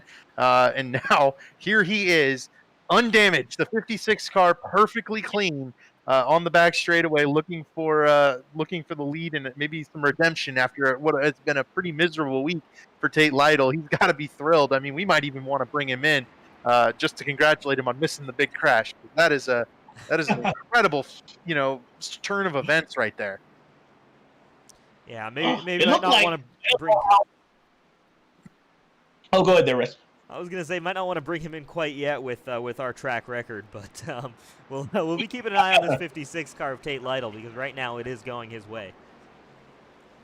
It looked like the 8 car he somehow got sideways a trial. I call it. That's a tricky spot, especially at the trial, considering the least amount of baking to hold the car. It looked like some significant wheel-to-wheel contact, and if you're familiar with open-wheel cars and everything, anytime that happens, the car kind of jumps up in the air. That's exactly what the 8 car did before coming back down to earth. But then by the time it did so, it was out of shape in a big way, and a lot of competitors out of the race because of it. I think we should probably go back and take a few more looks at it here while we're under caution. Yeah, we'll have the cars coming down pit road. We'll see what we can find in terms of the replay here. Yeah, look at the 8 car Josh Robin get sideways in the middle of the trial here on No at Daytona. Absolutely. We actually have an onboard camera with Josh Robin, so we're going to be riding on board there on the roll bar of this 8 car. Here we go. I don't know if he gets paid up. If he gets pinched down, there's that little contact, and then it's on. We'll have to see the kind of damage that's through some of these cars. You know, we saw Ryan Gavel, Damien Lineager, and Ethan Burrell all make some slight contact. We have to see if those guys' cars are all right. You know, and yeah, Robin clearly the one taking maybe the biggest hit in the wildest ride there in the 8 car, bouncing off Rucker. Just a little bit. Was that the 81? 87 got into Josh Robin, came down, one of our laps cars. Oh, man, Kendall Noah player. We might want to ride on board with Kendall Noah player, too. He was through it, and the 8 car just came sliding across right in front of him. Absolutely nowhere for him to go. That's pretty much what happened to me on Monday. Just a brutal crash here, taking out so many competitors. Those are the ones that you don't see coming. Those are the worst as well. Kendall. This one, well, he actually did get a pretty good side of it, but he's leaving. Robin. Nowhere to go, man. Look at that. He was in the perfect spot, and Josh Robin comes sliding down the track right into him. Yeah, Kendall No player then. Looks like he's going to be out of that. Already a minute underway with damage on his car. Guys still on pit road right now. We've got Damien Lineager, Josh Robin, Craig Arvanites, Chad Frankenfield, Kendall No player, Richard Hines, Brent Jones. Brent was behind it. I think those are lap down. Oh, yeah, Brent's a lap down still, excuse me. Casey Hatch, though, Dustin Dewar, Matt Arcara, and who else? I think that's it for guys involved in that damage. But that's pretty significant there, isn't it? Ryan Gavel as well there. Yep. And quick note. He had gone back to pick up. Who was it that he was going to go pick up? Damien that you just mentioned. Yep. And no good deed goes unpunished, unfortunately. My goodness. Well, before we get back to green, though, we've got one more lap here under pace truck, and we'll always use these cautions as a chance to quickly dive away for a quick sponsor read. This time it's going to be for our race sponsor here, Homeplace Beer Company. Homeplace Beer produces sessionable farm-to-pint beers using lots of local ingredients from Yancey County, North Carolina. At Homeplace, you'll find plenty of lagers, table beers, hoppy American and malty English beers, and some mixed culture fermentations. Check out Homeplace Beer Company. Thank you guys so much for being the title sponsor of this Daytona 500. You know, I want to go back to that article that I had mentioned earlier before about where you're running and the likelihood of being involved in a wreck. I had mentioned third place being involved in about 56% of the races, the crashes that total about 10 or more cars there. This would be another one, even in the virtual world, where third place just not the right place or the right time. And Gidget Rucker was running third right there and got door slammed. Hopefully the 64 car is okay. He's in the back of the field, still running under power with very little visual damage. We'll have to keep our eye on some guys out back like Chad Frankenfield, Ryan Gavel, Damien Lineager, see if their cars are kind of up to snuff and able to stay in this draft. Green flag, back out. 7 laps halfway. Yep, the 2 Toyotas on that bottom lane will get to green as we've already got a crash between the 28 of Joshua Clark. And who else was involved in that? But man, oh man, we've got cars around. Jeff Green is around. I think that was actually speeding. In the 75. Oh, no, it might have been green. I'm not sure. Kendall No player on the apron. Don't know if he had anything to do with it. Try to watch back here on the broadcast. Caution flag is back out. Oh, right there. Brody Moore ran in the back of Caleb Thompson there on the restart. And that's what causes the start of it. And then, yeah, it was Jeff Green that got spun. After missing the wreck, I was just going to mention him. There, Caleb Thompson gets slid into Josh Clark, and that's not the caution. The caution is right there. Chuck Sweeting and Damien Lineager as well. Let's take a look at that second incident that occurred there with the 38 car and the 75. Darn. And you think these guys weren't even into perhaps maybe third gear, definitely not even fourth before that broke out. Oh, yeah, it was the avoiding action there from that initial incident came together. Man, a lot of big cars are being taken out of this race right now. Though up front, it is still Matthew Weeks and Tate Lytle. Tate misses another one. He's going to be there. I think each time it gets a little bit more nerve-wracking for Tate, I'm sure, because he's thinking, man, oh man, this next one might be me. Well, he's in second place, which if we look at the, my Larry Mack voice, if we look at the patterns of trends of that article, that he should be okay. As long as you stay above third, right? Yeah, as long as you stay above third. All right, we have a request. We have a request from that last one. Michael Goodman looking to jump into Tyler Dixon's on board. Maybe we've got a good view here. Also, potentially a great look from Corey Abbott's car from the broadcast comments. Copy that. We'll see what we can find here regarding this this incident. We'll go on board first with Tyler Dixon, who started way back in the pack, just wanted to take it easy on this restart. Here it is from the 54 car. Yeah. Bottling up there, and oh, there come the cars back across the track. Oh my gosh, that was very, very close with the 12 car of Damien Lineager. Now, does not get any close. Right. You said Casey Hatch as well might have had a replay for us? Corey Abbott. Corey Abbott. All righty, let's grab that 7 car of Corey Abbott. The thing that I learned back on Monday night was that these cars, whenever you jam on the brakes, if you can slow it down pretty slowly, but if you try to slow it down quickly, you lose control. The car just starts to slide, and there's absolutely nowhere for you to go. So let's see here. Oh man! Woo! There you go, Corey Abbott just avoiding that incident there in that 7 car. That was Goofy 809 that sent us in the request for Corey Abbott's onboard. So thank you, Goofy, for that one. Well, guys, we are just shy of halfway here, and more than half the field, it seems like, has been involved in an issue of some sort. I still think it's kind of hard to pick a clear-cut winner. We've had so many lead changes here today. It is about survival. It's become an attrition 500, the war of attrition 500.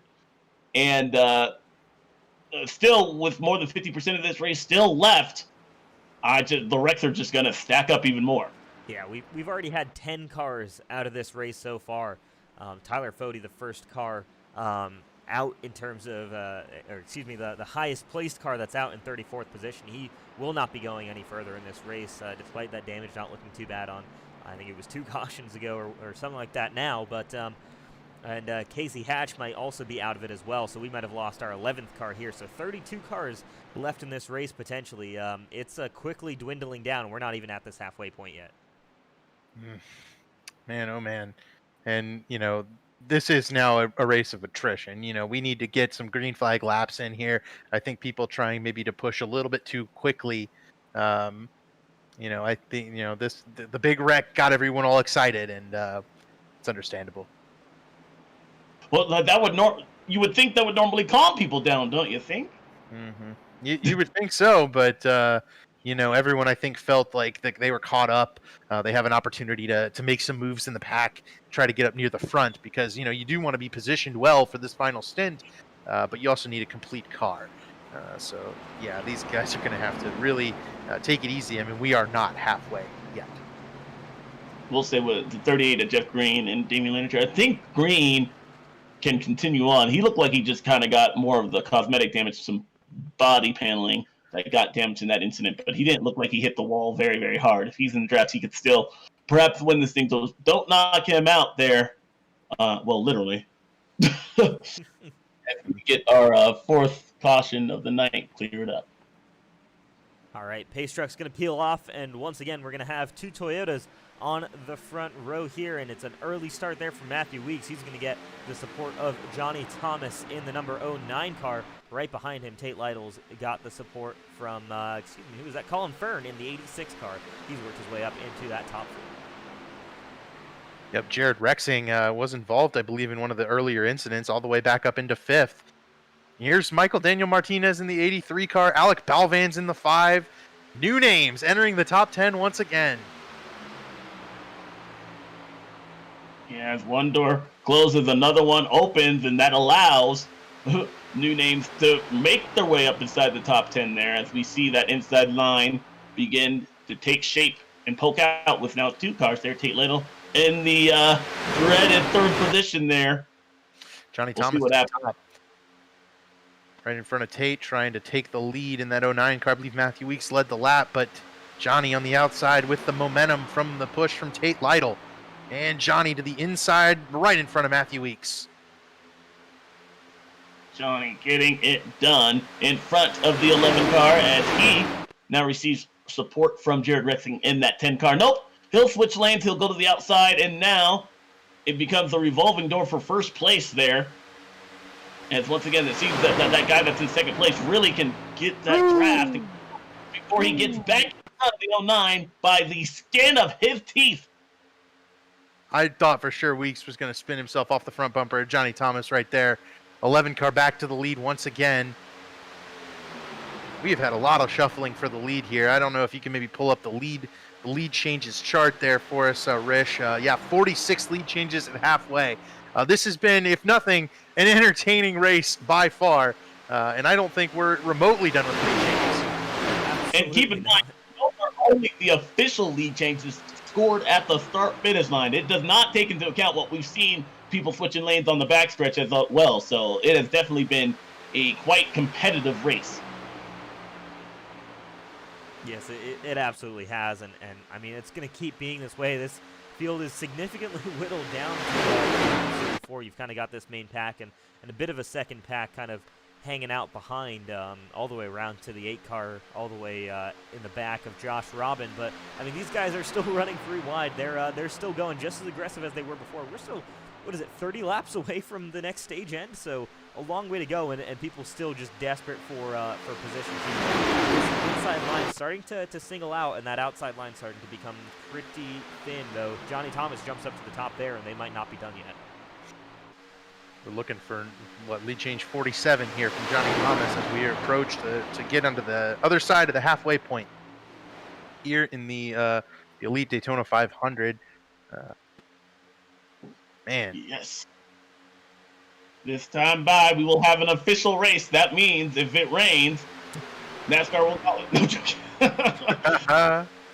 Yes, sir, absolutely. Well, thankfully, no, I don't think rain's been introduced quite yet in iRacing, because that would certainly shake things up, especially on these ovals. But yeah, man, oh man, you see they're 3 wide, still going at it with Corey Abbott, Alec Balvans, and I didn't quite see who was on the outside there.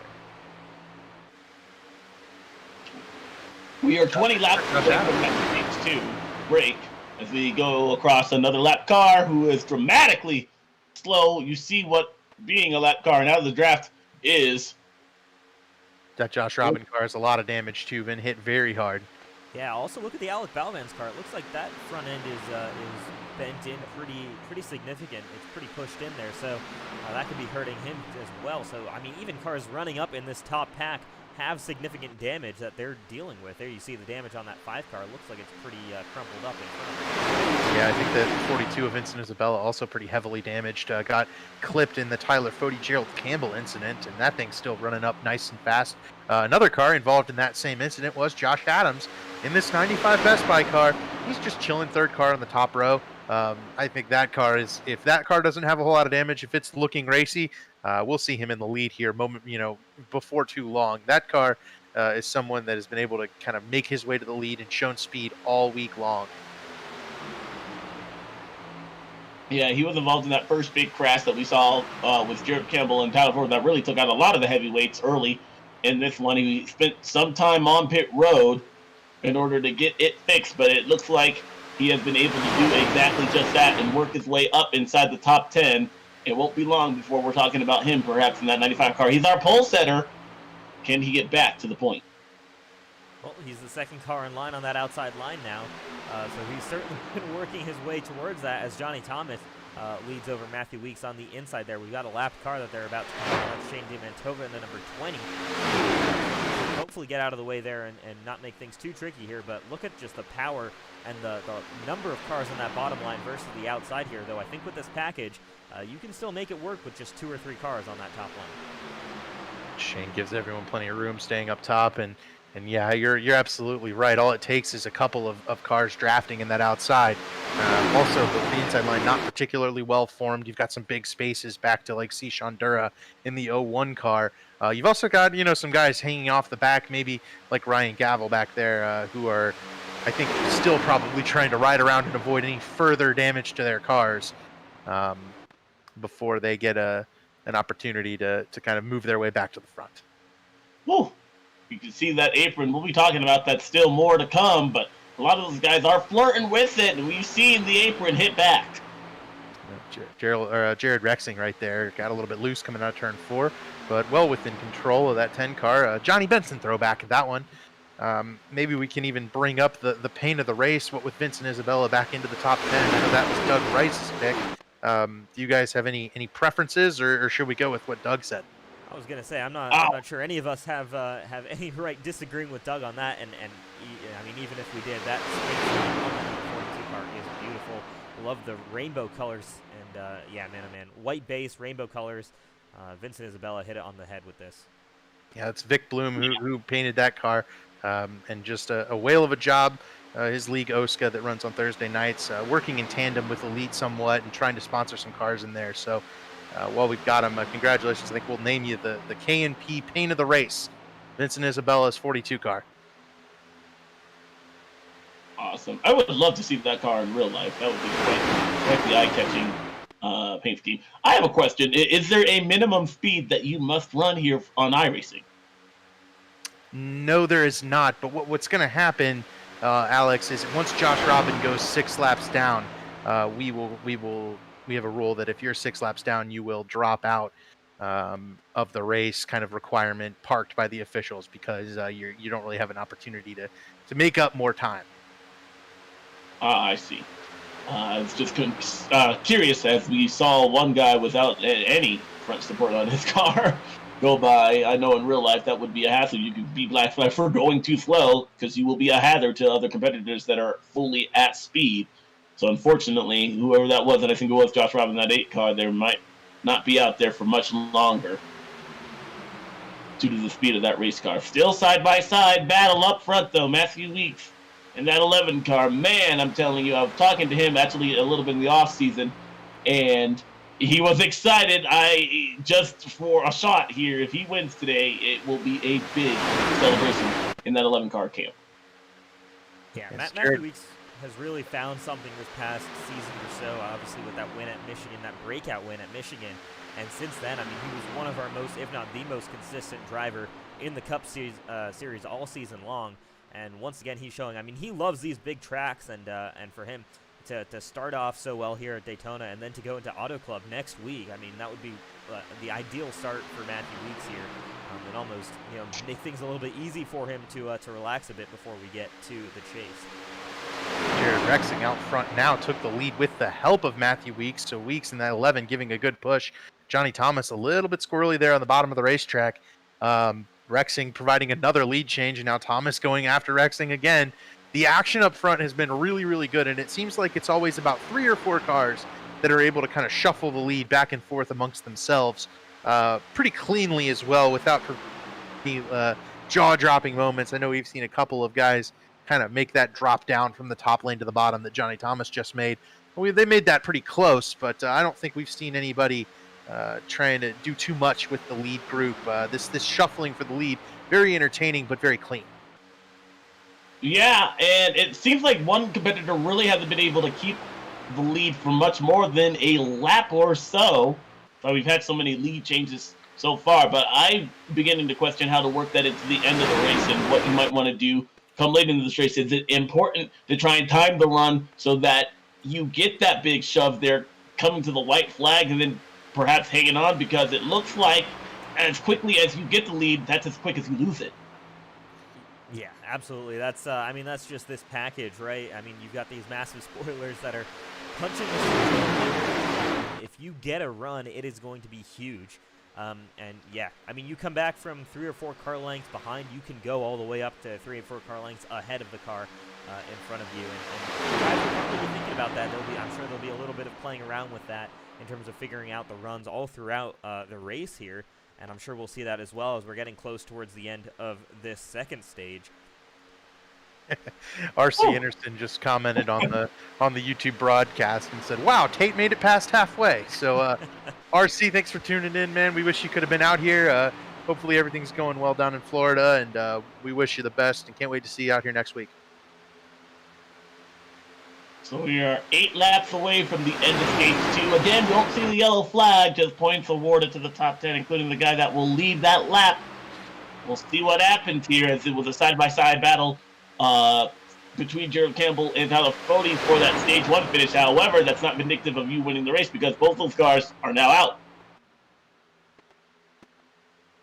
Yeah, you're absolutely right about that. And that, at least for Tyler Fode, and I don't think Gerald Campbell's out of the race. He's running 21st. But he's in that second group that's far behind the first pack with some damage. Those guys at least can take home the solace that they got some points for that stage win. That takes away a little bit of the sting out of being involved in the accident there. But somebody else who is creeping back up in the picture that has been involved, and actually I think both big crashes, is the 37 car Ethan Burrell. Creeping up slowly into the picture. A lot of these Toyotas here, that was a moment there. The 86 had a moment. 56, excuse me. Tate's been willing to drop to the back there and make that specific move. If he doesn't feel comfortable entering the corner, he tends to go to the top, let some people go by, get back in line, get back in the groove. And I think that's maybe Tate running the smartest he can run. He's been in so many crashes this week. He's really trying not to crash himself out of the race. And, if he's going to get taken out, it's going to be on someone else's terms, not his own. He's going to run a smart race. And that's what I think Tate's been doing. Also, we have seen that second car in the outside lane get hot because they're pushing so much. He could be trying to cool off that number 56 car. Absolutely. So right now, Johnny Thomas has inherited the lead. He's actually been able to keep it for fairly longer than what I expected after making that comment where people seem to lose it. But right now another challenge from the 10 car on the outside, and actually Rexing will lead that lap. Man, we have had a number of lead changes. It is flying up there, our total, and I think we're going to have a monster total once this race ends, something that we can really look back on with pride, that these guys were able to put on such a great show. That was maybe the closest drop-down block I've seen all race. Jared Rexing puts it on Johnny Thomas there. And Matthew Weeks and Ethan Burrell, a couple of teammates there in the Pro Edge stable. Now Josh Adams as well up in the top lane. They're going to be challenged for another lead change. Whew. Side by side with 5 laps to go in stage number 2. No, I think we've got 15 to go. Yep. Oh, 15. Oh, excuse me. Ah. Yep. And there we go. Johnny Thomas now peeks out on that top line as they've got the momentum.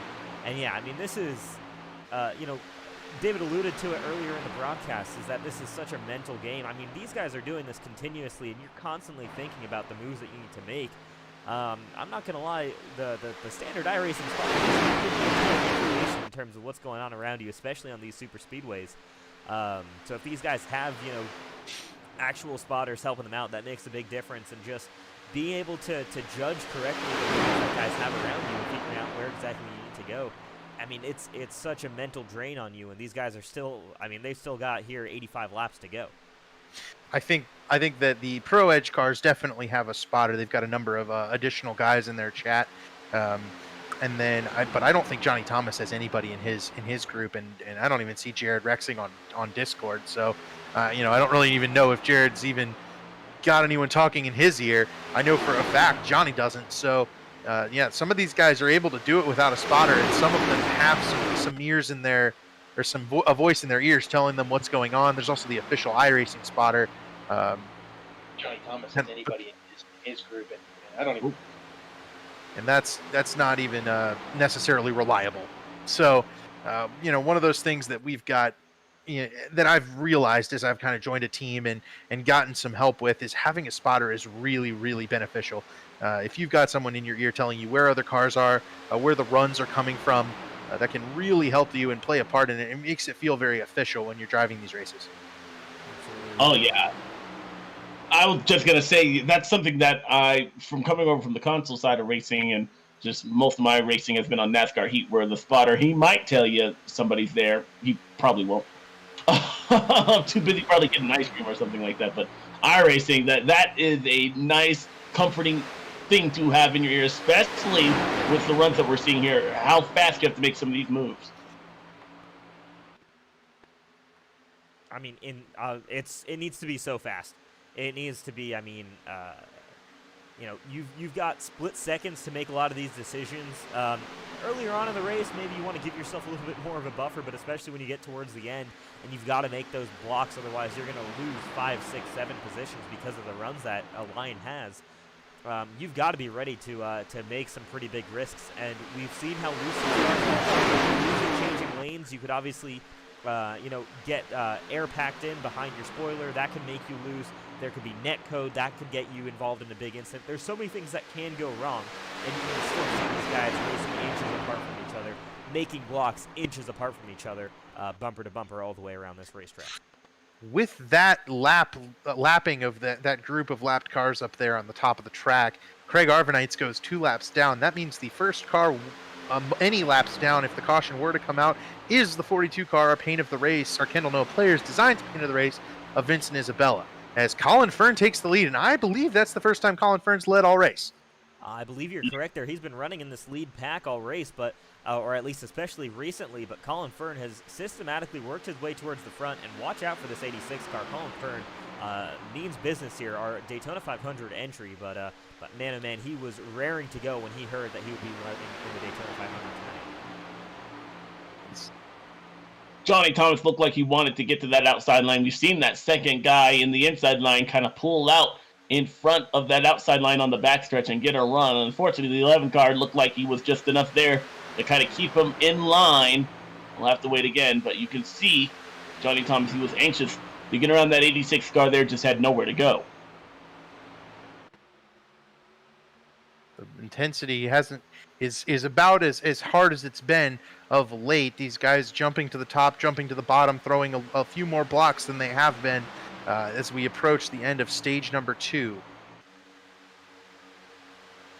As you can see, bump drafting, as we talk about there, we really want to do it on a straightaway. You don't want to. You see that little bit of daylight there that allows these guys to gather up their cars in case they have a bobble, perhaps hitting the apron or something like that. But the closing rate and the closer together these guys are toward the end is when we're going to be seeing a lot of these issues unfold, because these guys aren't giving anymore. It's going to be all take toward the end of this race. As that 95 gets closer to the lead, I kind of worry about the rest of our competitors. We know Josh Adams is one of the fastest guys here. It took a crash to move him out of the top 2 or 3 cars all race. He's almost back to that kind of area of the pack. And if Josh Adams can get up there, I think he's going to stay there. What he's got to remember, and I'm sure he's learned from Monday night, is not to blow that engine. He's already seen one of those Chevys blow up, and his teammate at Ruthless Motorsports in the form of Scott Crump blow up here tonight. He blew up himself on Monday night after being part of this lead battle all night long, and so Josh Adams just needs to take it easy there, and you see him ducking out from behind that 11 car, just getting air into the radiator. It's a smart move right there. Right now from Josh Adams, we'll see when he decides to finally make that move to try and go for the lead. Hanging tough on that inside line there, as you had mentioned there, the first time we've seen him at speed, but your car, it handles differently up front versus in the back of the pack, and we see Matthew Weeks actually get around him right there. I wonder what he learned inside that race car for later on.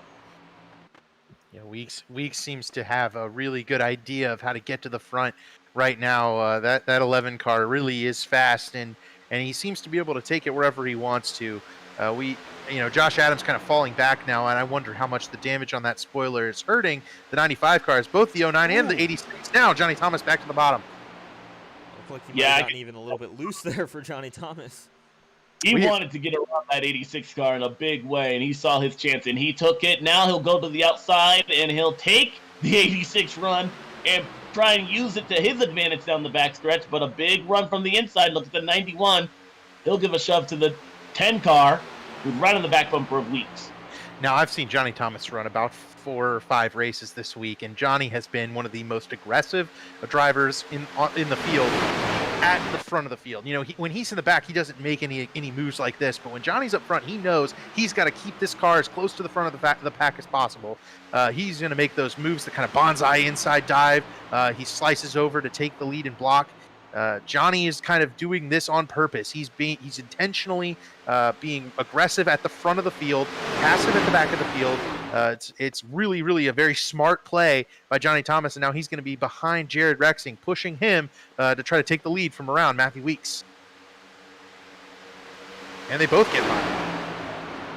Working together, and they do. In tandem fashion, 10 of the 09. Some sequential numbers there running along there. The fact that the 09 gets in front, we would have the 9, 10, and 11 all running 1, 2, 3. Now, you see Johnny Thomas jump out there. The reason that they were able to get such a good run and blow past Matthew Weeks, the 91 car is not tucked up nearly as close as some of these other cars. That's Brody Moore in the 91. He has run a fairly clean race. I think the only contact he made was with Caleb Thompson, who is 2 cars behind him right now. So that worked out after that restart. Brody Moore, though, you can see he's not close enough to Matthew Weeks to be able to generate any energy for that inside line. And that's why the outside is able to get such continuously good runs. We are coming to the end of stage 2 right here, and Jared Rexing, woo, that is close. My goodness, I had to hold my breath because I didn't know if that was going to work or not there, folks. I guess the 10 did, and that's why he's leading, and I'm up here watching. There you see Colin Fern now looking to the outside. Ooh, there you go. The 10 car of Jared Rexing now dives back in front of Johnny Thomas there, and Colin Fern back to the lead of that outside lane. That outside lane, though, once again, looking pretty small, but a car I've just noticed who's back in the fight here. Not sure if it's for a position. It is. That 15 car of Chad Frankenfield, another car involved in that big incident that I believe Josh Adams was involved in. Yep, Ryan Gavel, Damien Lineager, a number of our top competitors taken out in that big wreck. Josh Robin basically flipping over as well. And Chad Frankenfield managed to make his way back up into the top 10 here. I don't know how much damage is on the right front of that number 15 car. He got kind of turned into the wall. Him and Dusty Dewar took each other out in the wreck. But Chad seems to have enough speed to be able to run in this lead pack. I don't know if he'll have enough to take the lead, but to earn a good finish, he would be able to do so. I think we're seeing these guys get antsy because the stage break is nearing. It's still quite early, though, in this race. We still have about, we'll be coming to 70 laps to go. That 70 laps to go is the stage, and that's when we award more points for the top 10. Everyone trying to kind of shuffle to the front and grab that bonus. As Thomas and Fern, Rexing, and Weeks have been kind of the most aggressive group among these top runners. Can you hold your breath? The 86 of Colin Fern has been able to work his way back in front. I know that 09 car, though, he's been saving up, looking in his rearview mirror, seeing who he could work with. Once again, fighting himself with a shot. But Jared Rexing, I expect that 10 car, does he stay in line on the backstretch or does he pull out? I was going to say, Colin Fern here maybe doesn't care too much about stage points as he's only in this for one race, but he's perfectly happy leading this pack here. He's perfectly happy leading as many laps as he can. We are going to go to 1 to go in stage number 2 of the Daytona 500. Colin Fern leads over Jared Rexing. See, I believe points might not mean much for that 81. They do for the 11 in the 10 car. There's Jared Rexing, gets shuffled, thought about going to the outside. The 11 car didn't go with him. Now, Matthew Weeks on the back bumper of Colin Fern as the 91 car is going to get a big run. And where does Johnny Thomas in that 09 go? He's going to aid the 10 car. Here goes no! Go to the 91. Weeks cuts to the bottom. Matthew Weeks is definitely looking for these stage points. He wants to get in there. Look at Rexing there. Rexing was almost around as well there, but Matthew Weeks now with a car and a half over Brent. Colin Fern's coming back at him. Who's going to win this second stage? I can't tell you that. Oh, Colin Fern, I think.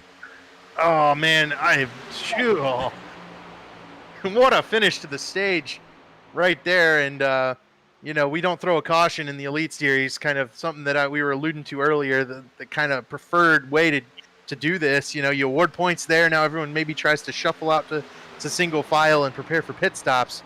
But, man, what a finish to the stage between Weeks and Fern. Matthew Weeks definitely getting those needed points. He's certainly targeting, that regular season championship. He was second last year. All he needs to do is maybe pick up a few more wins and definitely run like that as here they come. Oh, you're right. Everybody's going to go down pit road right here. Very organized. Colin Fern almost loses it, but he's that first pit box. He can go nice and fairly aggressive there into the box there. We'll watch Josh Adams again. He's got that number 1 box, first guy off of pit lane, and there's your view of everybody coming down and nobody out on track right now. Almost a little bit eerie. There's your second pack, though, coming by, as I think they're going to pass everyone for the lead. We'll see some lap cars mixed in with that, but excellent. Oh, somebody's around on pit road and into the pit wall. Somebody got clipped there. You see it in the back of the pack. It's the 45 car of Matt Arcara. Yep. It had been a tough race for Matt. He got caught up in that early for lap 14 incident, and I'm sure definitely didn't want to kind of keep running into this all night long. But he's going to come out with Brent Jones there. Hopefully they can get up to speed and keep going. Coming off pit road, remember, these are green flag pit stops underway here, and it's the 09 car right now leading this pack off of pit road. We might actually have a couple of cars in front of them. Excuse me, we do. It's the 86, actually, with Matthew Weeks and Colin Fern, who beat everybody off of pit road. Of course, your top 2 in that second stage. Colin Fern, ultimately timing and scoring, showed him as the victor there. Jared Rexing, Ethan Burrell. This is the gap here, and this is what you kind of see, a bit of a spread after green flag pit stops. These guys coming off of those much better than the pack behind. It was interesting to note that everybody decided to go down pit road right after that stage break. So we didn't get a full fuel run. I don't know exactly what that was, but is that the last pit stop? Why did we see so many people make pit stops right there? I think they're trying to split this race up with one more stop. That lap marks 70 laps to go. If we assume that everyone's going to go at 35 laps between the next now and the next pit stop, that means they can make it on one more stop guaranteed. All right, so awesome. So we'll see. As the running order has definitely shuffled. There are some competitors that have stayed out, but now I think with that pass and with people going down pit road, I think we are right back to cycling the 11 car back to the lead. Help from the 86 stage 2 winner, and here comes the 10 and the 37. They've been able to break away, a 4-car breakaway at the front of the field. Now, those 3 guys on the bottom, those guys are trying to run for points. They would love nothing more than to run single file and try to kind of break away, get 1, 2, 3 through the next set of green flag pit stops. Colin Fern running Daytona 500 only. He's going to go for the lead, and in doing so, I think he's going to bring this second pack led by Chad Frankenfield right back to him. If they go side by side anymore, that'll slow him down dramatically and open the door for this big pack to catch him. Well, they already are at a disadvantage, only being 4 cars in that lead pack, and Chad leading a much bigger pack. They're going to catch up to them no matter what they do, just by being the bigger pack on track. You can see, yep, just like that. I think that has 7 cars, maybe 8 involved in another competitor. Although if they get racing, if they start racing each other, that could allow those top 4 to get away a little bit. And Chad Frankenfield, 1.9 seconds, 2 seconds back from the leader, as Johnny Thomas now leads this group. So 1.7 seconds back from the last car in the lead pack. That might be just far enough where you're not getting quite as much of a draft as you might be wanting. Now, I think that's a calculated move right there by Johnny Thomas and Chad Frankenfield. Chad has damage. We saw him get involved in that wreck, hit the wall pretty hard. That 15 car not necessarily up to full song, especially leading the pack, and I'm sure they believe that with Johnny and Josh Adams out front in this group, they will make up more time. See Vincent Isabella, who I believe continues to be the first car. No, excuse me, Brady Moore has it as 1 lap down. Vincent Isabella, he was the first car with multiple laps down, but somebody has been lapped since then. I think that means Brody Moore must have spun on pit road. He was in this first pack, now drifting along kind of in 5th spot running order behind that front pack in the 91 car. So a good run kind of gone sour for Brody Moore. And that is unfortunate for Vincent Isabella. He will not be able to get one of his 2 laps back should the caution come out now. So as you mentioned, I think that was a calculated move myself as well there, David, with the 09. Get the guy that can cut through the air the best and lead the best. Get up front and lead this pack in order to catch those guys up front. That second pack is behind by 1.5 seconds right now in closing just ever so much. Lap traffic ahead of the leaders that can also slow them down and aid the second pack in catching back up. Yeah, here we go. That gap, we're going to keep an eye on that, and it's down to 1 second. Johnny Thomas now very much in the draft of that lead pack, and this group will be catching them fairly quickly. Johnny Thomas with the assistance of the 95 of Joshua Adams. These guys might be able to even put on a run because they're coming from so far back on this lead group. You can see just how fast the 95 and 09 are comparatively to the cars in their own pack there. I think those two are going to have something to say about the end of this race. Johnny Thomas and Joshua Adams, very, very quick. These two Pro Edge cars up here, though, between Matthew Weeks and Ethan Burrell, those guys are fast, too. I'm really, the way this race is shaping up, it's going to be a fantastic finish. It most certainly is. I want to go to that 15 car of Chad Frankenfield, and one of our cameras that we've got going during this race, and that's going to be the nose camera. This is just how close it gets, and there's the rear bumper of the 04 of Caleb Thompson. We're going to ride around with Chad Frankenfield for one lap at Daytona, all the way right up against the ground here on the splitter of this 15. You can see the damage to that 04 of Casey Hatch. Remember, he was spun out after the big one in that restart accident. Seems to have recovered nicely, up into 7th. Oh, that's actually Caleb Thompson, not Casey Hatch there. Yeah, but Caleb Thompson. Yeah, doing a great job. Something that I believe is always on the mind of competitors here at Daytona is who you could work with and who you can't. And by now, working lap 140 of 200, I believe that is known. Not necessarily you want to work with your teammate, but the guy, that car you can see up to the front. Having a fast car at Daytona means that you know what is available for your car, how you can cut through the air and everything, and I think people take note of that. I think that guy is going to be the 95 car, and wherever he goes, where will the rest of the field follow? Now, I think one guy I want to follow is this 09 car of Johnny Thomas, cutting to the top, trying to take out the lapped car of Brody Moore, and see Colin Fern trying to get up and work with Johnny Thomas. Josh Adams wants to work with him as well. Dale Earnhardt Jr. for years was the Pied Piper at these plate tracks. Right now, Johnny Thomas kind of jumped up top, and immediately cars gravitating to get in line with the 09 car. And just like that, it becomes one big happy pack again. Still led by the 11 car Matthew Weeks, who's doing a great job. I'd love to know. I don't know exactly how many people have led the most laps here today. I know the lead changes are definitely up there.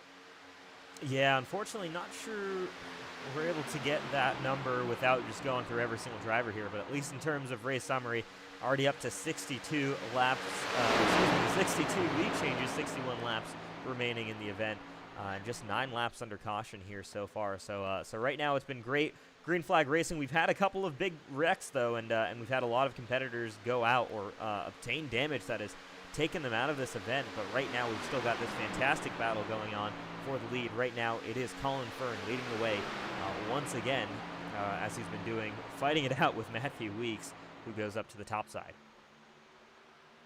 That was lead change 63 at the line to get Colin Fern the lead, and now Weeks, if he can kind of bypass the 86 car, that would make lead change number 64. I think the record in the Daytona 500 is somewhere in the 60s or 70s, likely set in that 2011 Daytona 500 with the tandem drafting. And if it wasn't that one, it was the 2001 Daytona 500, which I believe had 65 lead changes, if my math is correct. I'll do some digging and let you guys know what the right answer is there. Yeah, the 2011 Daytona 500, 10 years ago, Shane doing a great job. 74 in that one. 74 lead changes in 2011. I believe that is the record. There you though go. I will have, you guys are both certainly the the historians in this Oh, booth. and a couple of competitors involved. I believe one of them being who Chad was that? Frankenfield, Yes, Brody that- Moore, Corey and Abbott. Oh no. We'll go to the It- iRace online replay, see what happened there, but watch this 91 car. He was involved in that, as well as the 15 of Chad Frankenfield. It all goes down right here. Was Ethan Burrell involved in it? Ooh, no, looks like Chad wow. just turns that 91 car. My goodness. But why- Oh, and Oh, Tyler Dixon, dual winner, race 1 dual winner. Caleb Thompson, who had been doing so well after spinning out. Oh man, an unfortunate turn of events here. In a small pack, a small crash, taking out some of the competitors. And Johnny Thomas, though, will exit with the lead in that 09 car. Yes, he that will. was, Aaron, you know, it did look like the 15 got into the back of the 91, but why? Why did the 91? You have to wonder, did he check up for a reason right there? It wasn't anything. These guys were just going along in their normal line of pack right there, coming up to speed. I can't imagine an issue like a tire issue or something like that would have happened. But I want to know why that happened, because it was just so abrupt. Like the 91 just lost speed, right? And Chad, frankly, had nowhere to go. Well, here's that nose camera from the 15 car that we were looking at before, and we'll take a look at exactly what happened between him and the 91 car. We'll see just how close these guys get with each other. It's right there. It's kind of tricky to tell. There's the view of what that front camera looks like, and that can be pretty hectic. Well, look at the spring there too. See what he was running right there. But yeah, I don't know if there's maybe not a shot. There's a lot of damage. I think Chad's ability is 500 is probably out the window. I think, and Scott Crump just commented in our YouTube stream here and made a mention of netcode. And I think when you got that shot of Chad Frankenfield's front bumper and you looked into the rear bumper of the 91 of Brody Moore, that would be what I think netcode seems to be, kind of transported one of those cars kind of back up towards the other, and it made the contact where there was none. That is unfortunate. And another storyline of this definitely active Daytona 500 here for Season 4, the Elite Racing League. It's now under 60 to go, make it 55 laps, just a little over a quarter race distance left in this 500 before we crown a champion. But, as we mentioned before, it has become the war of attrition 500 here. Can you survive another 55 laps? Yeah, and I'm wondering what that second pack that was hanging off the back of this front pack has for this group. This front group includes Ryan Gavel, Damien Lineager, Hank Steinmiller, Andrew Rucker, Josh Clark, Jeff Green. What do those guys have for this front group? You know, they have a little bit of damage throughout the field there throughout that group, but I know there's a couple of guys, I think Steinmiller and Clark especially, definitely don't have any damage. So, you know, are they going to be, charging through the field here, trying to get up into this top 5 and take the lead from these guys who've been racing for it for the past 70 laps or so?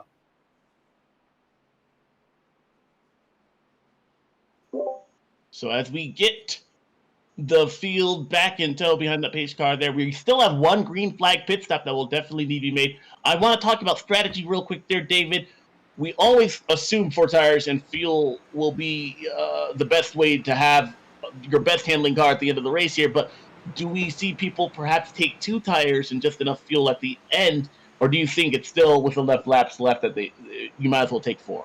We will hear the story about tires all season, Alex. It's going to come down to fuel here at Daytona. The tires mean very nearly nothing to these guys. The question now is going to be, when do you make that final green flag pit stop? If indeed we make it to needing to make it, I think these guys are going to run them almost completely dry, try to get it all the way to the very end of the fuel run, and then pit for just a splash of gas. Yeah, that's absolutely going to be the move, I think. And also to note, for the first time in the Elite Racing Leagues, we do have tire limits on what these competitors are allowed. So there's only so many sets of tires that they can run. Unfortunately, I don't have that exact number available to me tonight, but a lot of these guys want to make sure that they're not using up all of those tires, because if you do get a point where you need to take 4 tires, ultimately you're going to want it. They do, while they make a very little difference compared to many other racetracks, they do still make a difference, especially with the loose race cars that these guys have been dealing with all night long. Whew. So we will restart here with about 55 laps to go. We will go to the end of lap 201, by the way, for those of you that are just tuning in. We had an extra lap for a pace lap there, but still 200 laps to decide the Daytona 500 as normal. Pace truck about to head for cover here. And we still have 21 cars on the lead lap. Absolutely. Here we go. So it will be the 09 of Johnny Thomas deciding when we go back to green. Jared Rexing needs to make sure he doesn't beat the 09 car to the line. He did, though. Did I have that The right? 09 was I think Rexing might be the leader. Rexing might be the leader. Okay, because if I have that wrong, then that could be potentially a penalty for Jared Rexing. But Jared Rexing leads the field to green then. Apologies there for that. A little disoriented. And yeah, that line of 3 cars, they're probably going to stretch out just a little bit here, especially with now that 95 car coming to the bottom and Johnny Thomas having to rely on Tate Lytle, who's come back to the front of this lead pack. I'm excited to look back into this group and see Damien Lineager and Ryan Gavel, see what kind of speed those cars still have in them. Also Andrew Rucker, Jeff Green. How much speed do these guys still have in these damaged race cars? I think these guys could maybe come up here and challenge in this front pack, kind of similar to how we saw Chad Frankenfield challenging. Again, there really is no safe space, especially as this race nears the end. These guys, these runs are going to get bigger. The hits are going to get bigger. The blocks are going to get bigger. Everything is bigger here at Daytona, and we see Jared Rexing get a shove from the 86 car, trying to get away from the rest of the field, but the 86 of Colin Fern trying to play spoiler in the one race he has for this season and make the most out of it in a big way. Yeah, that 86 car has been really powerful. Came from dead last on the field up to the front of the pack now, and take another lead change in there. I think we're going to smash that record of Daytona 500, real life Daytona 500 lead changes with this one. I mean, this is easily the most entertaining iRacing Daytona race I've seen in quite some time. I mean, these guys have shuffled the lead all day long. I am impressed with the 86 as well. Oh man.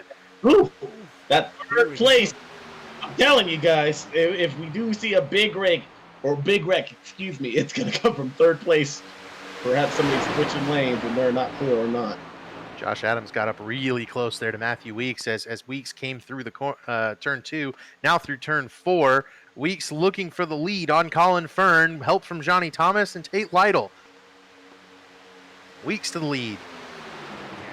And what we're seeing here, I mean, as we're approaching 50 laps to go in this race, so almost 3/4 of the way through this one, it's been a long one, and thank you all for tuning in and being a part of this so far. But I mean, there really hasn't been a clear advantage as to whether or not you want to be on the top or the bottom here. It's all about who's behind you and who's supporting you coming out of that final turn 4 on the final lap. As you see there, Matthew Weeks and Colin Fern still going at it. Fern comes down to the bottom to block Matthew Weeks, and now that's going to be Johnny Thomas on that top side of the 09. I'm still, I mean, heck, we've been calling his name all race, and I'm still getting used to seeing him in that 09. I'm so used to seeing him in that 81 Chevrolet. But Matthew Weeks back up to the top. Right now, it's all about who is going to be helping you at the very end of this race. Absolutely. These guys are trying to build repertoire with their competitors and trying to understand who's going to make those pushes, who's going to be aggressive, maybe try to take me 3 wide, who's going to grab with me. And I'll tell you, the one who I want behind me right now is that 09 of Johnny Thomas. He has been able to push Weeks to the lead a number of times. He's pushed a number of other guys to the lead.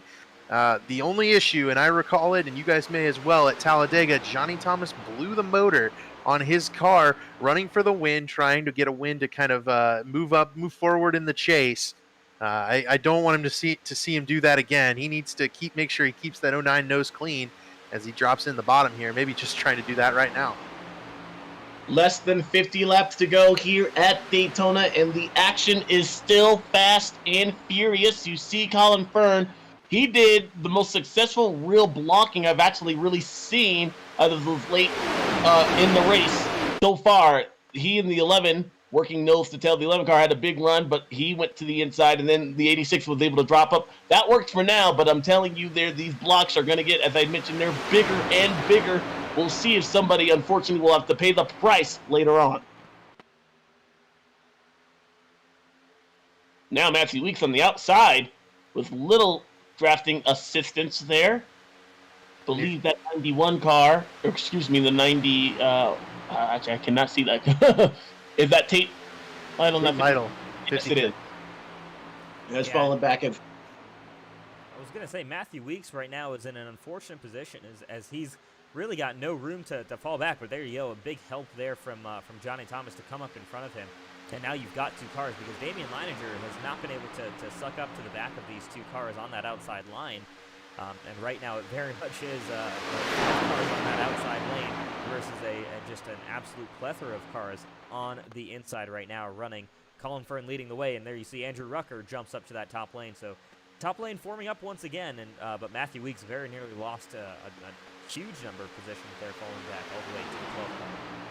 Might be able be saved by his teammates, though, running along right behind him. Ethan Burrell at 37 car, as well, another one of those Pro Edge cars. Those Toyotas are gaining numbers, and the ability to work with one another late in this race could be huge. Yeah, I've been kind of keeping my eye on that Damien Lineager car up in the outside lane, and there's definitely significant front end damage on that number 12 car. He needs someone in front of him in order to be able to make his way up to the front of this field. That car probably will not be able to lead this pack, but it certainly could push its way up near the front.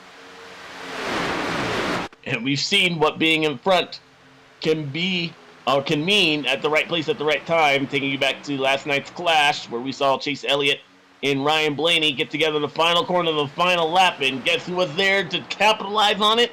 Kyle Busch himself. Could we see another victory from third place because of that move? Yeah, you've been dogging third place all day, Alex. Now you want to call the winner from third place? I just like third place, apparently. It's hero, apparently, that position. You see there, Ryan Gavel trying to go around his teammate now and maybe swap up the order of those cars pushing on the outside lane in the back of the field. Up front, though, all Johnny Thomas and Colin Fern. Those two have really been, two of the strongest cars able to really stay up front all races. Here comes Fern once again in the 86 car. Yeah, it's for me, it's been Johnny Thomas, Colin Fern, Matthew Weeks have been the three most impressive drivers in the second half of the race, and they continue to lead here at 1, 2, and 3. They've just been working well together, but they've also been racing each other hard, so they know exactly what it's going to be like when it comes down to that final lap, the kind of moves to expect from these other drivers. I mean, none of these three are on the same team. None of them are even driving for the same manufacturer. So this has been a great representation we've got going on here, where we've got a Chevy duking it out right now for the top three positions. Ooh, as Johnny Thomas is very loose on the bottom there, and he's going to lose all of that. Is that an entrance to pit road? No, it's not. He did not mean to do that. Hopefully he's able to keep it on the back of this field. Yep, so Johnny Thomas grabs the apron there coming out of turn 4. He's going to lose all of those positions, but I think he'll stay in touch with this lead pack, so he'll have to come back up to grab it. But, I mean, just as I was talking about Johnny Thomas being one of the most impressive guys, of course it has to be then. He was replaced in the top 5 by a Ford, though. He was replaced, so it's still it's still Toyota, Ford, and Chevy in the top 3 with Andrew Rucker now representing the blue oval. Cool, Rucker. Ooh, sounds like the beginning of a punchline right there. A Ford, a Toyota, and a Chevy, all with a chance to win the Daytona 500. Hopefully the punchline isn't them being wrecked. I was going to say, 09. The joke ends with all of them going back to the hauler on lap 190. Andrew Rucker doored in by Josh Robin in the big crash, 70 laps ago probably, and now that 64 car going to the lead. That move by Johnny Thomas, although it's bad for him right now, I don't think we've seen the last yellow flag. So that could just save his race car.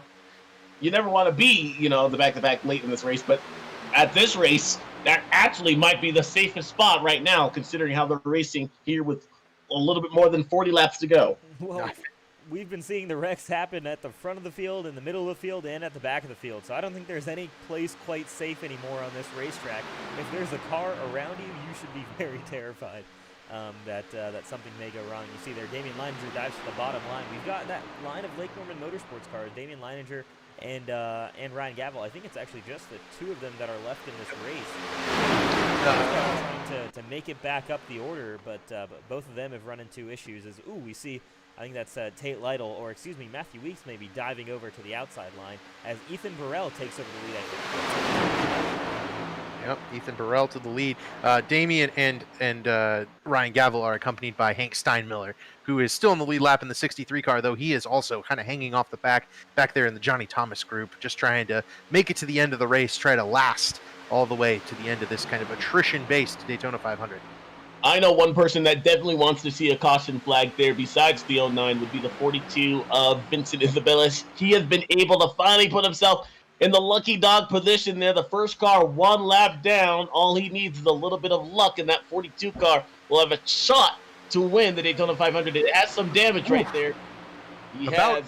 About got the caution right there. Andrew Rucker just went up to the outside of Colin Fern, and Fern threw the block on him. And Rucker almost goes down over the Ethan Burrell car. When Andrew Rucker gets up here, it's going to be exciting. That's why Michael Goodman on Tuesdays dubbed Andrew Rucker Mr. Excitement, Jimmy Spencer 2.0. And here comes Rucker challenging for the lead. Well, Andrew Rucker, a former race winner here at the Daytona 500, won it in the 2020 A season. So he's looking to go for that number 2, that second Daytona 500 ring here. He's taken over the lead for the first time in this race, and yeah, man, oh man, he's aggressive, but he knows how to get the job done at these super speedway tracks, and knows how to make the guys around him very afraid of that 64 car. But Colin Fern, unflappable so far, and he remains in the lead on that bottom line as Ethan Burrell and Andrew Rucker almost come together once again there, entering turn 3. This race is really picking up. Go ahead there. This race is really picking up intensity. These guys are starting to notice that the lap counter is down below 40 to go here in the Daytona 500, the Homeplace Beer Elite Racing League Daytona 500. I mean, this has been just an incredible show. I'd love to get the lead change counter back up one more time, Rish, here to see where we're at. Looky there, 74. We are tied with the current record of the real-life Daytona 500 most number of lead changes set of the 2011 Daytona 500. I'm gonna make a pretty safe bet that we're about to beat them. We'll see how long it takes. And here's the name that I think we've been waiting for him to get an opportunity to make a run to the lead. Josh Adams is up to second in that 95 car, our pole sitter. We know that's a very fast car that's able to keep it at the front once he gets there. He's finally close. Can he get by Colin Fern and break through to the lead? You continue to watch the most competitive Daytona 500 in Elite history here with 75 lead changes here. Perhaps next time by working lap traffic there to the outside. There goes Colin Fern blocking the 37 of Ethan Burrell, who goes outside, and now the 86 car almost stuck in the middle. You don't want to be in the sucker hole there. Adams caught Colin Fern a break. Josh Adams just cut Colin Fern a massive break there. He could have easily spun the 86 car to the inside and continued on his way without a second thought. Cuts the 86 a break, lets him get back in line. But I envision, a couple of more laps in this race, and that 86 would not be driving straight any longer if he makes that move again. Now, if we say all this with, I believe we still have a green flag pit stop that will still need to be made. They're not inside the final fuel window yet. We're about 4 laps away from that. So pit road could be a busy place. Do you decide to short pit as immediately once that window stays open, or do you try and let your pit stop hang out a bit and continue to put laps down on the track? I think you're going to be running this thing dry and just hoping the caution comes out so that you can come down for yellow flag pit stops. You really do not want to be, unless you come down with a sizable pack, you really don't want to be coming down pit road under green flag. Mm-hmm. Yeah, that's going to be the play here. You also want to run as much fuel needed to get to the finish. You want to limit that number so you spend less time on pit road. You can just go fuel only with this last stop. Excellent points there as 86 of Colin Fern continuing to lead. That outside line, though, Ethan Burrell, he has not given up. Who is the next guy to come up and help him? Will it happen down this stretch? So I'm also kind of keeping up with the YouTube comments section. Just want to shout out anybody who's given us anything. And Backmarker Racing said, "Great job in the commentary booth. Way to keep the energy up. Thanks, guys. We're doing our best up here. It's been a long night, but it's been a fun race so far." Mark Rabilas also tuning in. We know Mark's often a driver for the Elite Racing League. So Mark, good to see you. Good to hear from you, and we can't wait to see you back out on the track. Racing continues up front then, and still Colin Fern leading the way. I kind of want to see with this 86 car. Let's take a look. Just how many laps has he led? It's just 17. It feels like it's been quite a bit more than that, but obviously only one car given that lap led at the end of each lap. So Colin Fern right now, 17 laps led. And he's been really in control of this race, or part of that group that's been in control of this race for the second half of this event. But Ethan Burrell doing whatever he can. Josh Adams right now just happy to play the supporting role. Remember, those two are teammates, Ruthless Motorsports teammates. So Josh Adams, I think, happy to work with that 86 car right now, though I'm sure when things get down to it, that alliance will start to evaporate fairly quickly. And you mentioned the alliance there, but take a look at the days these guys have had. That 95 car started on the front row there. That 86 car all the way 43rd last on the grid. There's only been one driver to win the Daytona 500 from that spot in real life. I'll give you guys a guess to who that would be there, and the answer might surprise you, actually. Well, have we already talked about that race tonight? Have we brought it up maybe with the number of lead changes that race contained?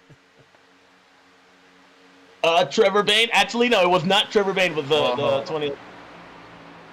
That's what I thought it was. Ethan Burrell got him.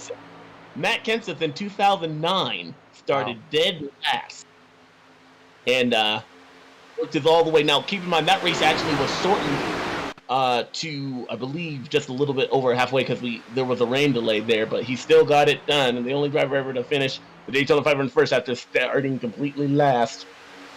There we see single file formation. That would tell me that these guys perhaps are trying to save a little bit of what fuel they can, or pit road is about to be a busy place. I think these guys are trying to single out and make it to the end of this race. You know, the end's in sight now. You want to end it with a clean car. You want to have an opportunity to make those moves late in the run. The outside line wasn't really pushing forward. It wasn't able to shuffle the lead like it was before. So Colin Fern and Josh Adams able to kind of take control of this race for Ruthless Motorsports. Those guys are hoping that they can bring home the trophy for Brandon Key, who got caught up in that last lap, or that lap 14 crash rather. Definitely one of the new teams here trying to make a name for themselves in the Daytona 500. And as we see these teammates work, it'll be important to note that the money stop is still need to be had, and you cannot have a penalty of any sort, because that will automatically take you out of the Daytona 500. You can't come this far and have a penalty right now. You need to be flawless. Yeah, wanted to go back here to the 09 car of Johnny Thomas, see what his progress has been like, working closely with that 63 car of Hank Steinmiller. These guys aren't team cars, but both of them, I think, in similar situations where they just need to catch up to that pack. So you're going to see them just running in line, and I mean, they'll have a tough time closing back into the back of the pack, but as long as they're together, they should be all right in terms of not losing too much time. And if there's a caution, they'll be back in contention. I certainly wouldn't put it out of realm of possibility. There's a lot of racing to go, 30 laps to decide this Daytona 500. These guys are relaxed now. This is the first time really all race that we've seen them single out, try to get, put some laps on the board and finish this thing up. They've really done a great job entertaining us, but now it's like the calm before the storm. We know that this finish is about to be wild. These guys are kind of setting up. It's always amazing to me how these guys just kind of know how to get the single file, and we'll know when the racing is beginning to come again, when these guys decide to amp up their excitement and get back into that two wide formation. But right now, I think the common sight is to get to the end. We've had some crashes. We've seen some mistakes. You don't need any of that right now. We see the 86 car go way up high. And That's an interesting move considering he has no drafting help, and he'll relinquish the lead to his teammate there. Joshua Adams back to the point in an unusual move by that 86 car. I wonder if Adams was getting hot and requested a little help from his teammate there. Could potentially have been the case. Could just be that Colin Fern was getting a little bored and decided he wanted to give us our 75th lead change. I believe that was it right there. I believe you are correct. There you go. 75 lead changes, or it may even classify as 76 next time around. So we might have already had it there. Close race at the line, but Josh Adams back to the point of the race. He's had a very up and down race so far, from the front early on in the event, from the pole all the way towards the back after getting caught up in that incident early on, and he's back to the lead. Joshua Adams, lap 172, your leader of this race. My goodness, you see them. The energy has picked up a little bit in this front field, considering these guys are going around some of the lap cars. Vincent Isabella, man, cannot catch a break. He needed a caution flag before the leaders got to his back bumper. Unfortunately, that did not happen, and now he's been placed yet another lap down, and he is not in that free pass position. I'm telling you, it has been a long day for the 42 car, but that paint scheme keeps us happy. It does indeed. And yeah, Vincent, I believe, took the wave around last time. He and Brody Moore had to pit because of, once you take the wave around, everyone else pits, you stay out. You come around and get back in the back of the field, but you have much less gas. So those guys forced to come down pit road. Vincent, I'm sure, frustrated with that, but he has shown that 42 car had a good bit of speed. We'll see if he can maybe... Oh, we're going to crash in the back of the field. There it is, and a couple of ours are going to join them. I don't know who that was. It was they had come up on some lap traffic. Caleb Thompson in the 04 is involved. Damien Lineager. And Damien. And Brody Moore as well. Online replay, see what happened there towards the back of this pack. And see what on earth. Man. Ooh, I think I found it. It's with the 04 and the 12 car. Yeah, I think up top of that wall, the 04 car gets caught up on the wall, comes down in front of the 12, and everyone's around back there. Now look at Alvance with a little bit of damage. I knew they just got a lap car had just been passed right there, and then that is the worst hit in all of real racing here. I mean, thankfully they're simulated and everything, but hits like that where you go head on into the wall and you're joined by another competitor, then inertia there, it's terrible inside the race car. I've talked to some drivers. That is the worst hit you can have at 200 miles an hour, especially not knowing it's coming. It's especially difficult there because we've seen the lap cars be very, very good at getting out of the way. I think we only had one-ish incident where two lap cars chose different directions with the pack coming in behind them. So far today, the lapped traffic has been very courteous. Just difficult to have one of those kind of bounce off the wall and take out some guys who had an opportunity to have a good finish up in the top 10 or 15 here at the end of this race. Just 25 laps to go, 26 laps to go. To make it 175 laps without an incident like that, very good, very impressive by the league. Hate that it still happened, but it's still say good on them. Absolutely. Now the question I've got here is this caution enough for guys to be able to... Oh, well, there we go. It's answered immediately. Yes. These guys are absolutely going to be coming down for a quick splash. The question is going to be who takes 2 tires, who takes 4 tires, who takes no tires, because I'd imagine it's not too much fuel that'll get them to the end here. Yes, this is going to be the end of the fuel run. I think they're going to have time for 4 tires, 26 laps of fuel. You might as well get everything you can, try to fill it all the way up. And there you see Weeks getting 4 tires there. He's going to be the first car to roll off pit road. Actually, I think it's beaten there by Jared Rexing, who takes just 2 tires. So there you go. Already some difference. Josh Adams as well on 2 tires. Yep. Weeks only losing 2 spots by taking the 4. I think that makes him way safer. It's a very smart move. And hey, how about this 4th spot? 01 of Zishan Dura. We've seen him spinning through the grass a couple of times today, but he's otherwise kept that 01 car clean and able to kind of make a name for himself here, try to run up front here in the Daytona 500 at the end of the race. Absolutely. That cost Johnny Thomas. It was, yes. Johnny Thomas is going to get back into this lead pack.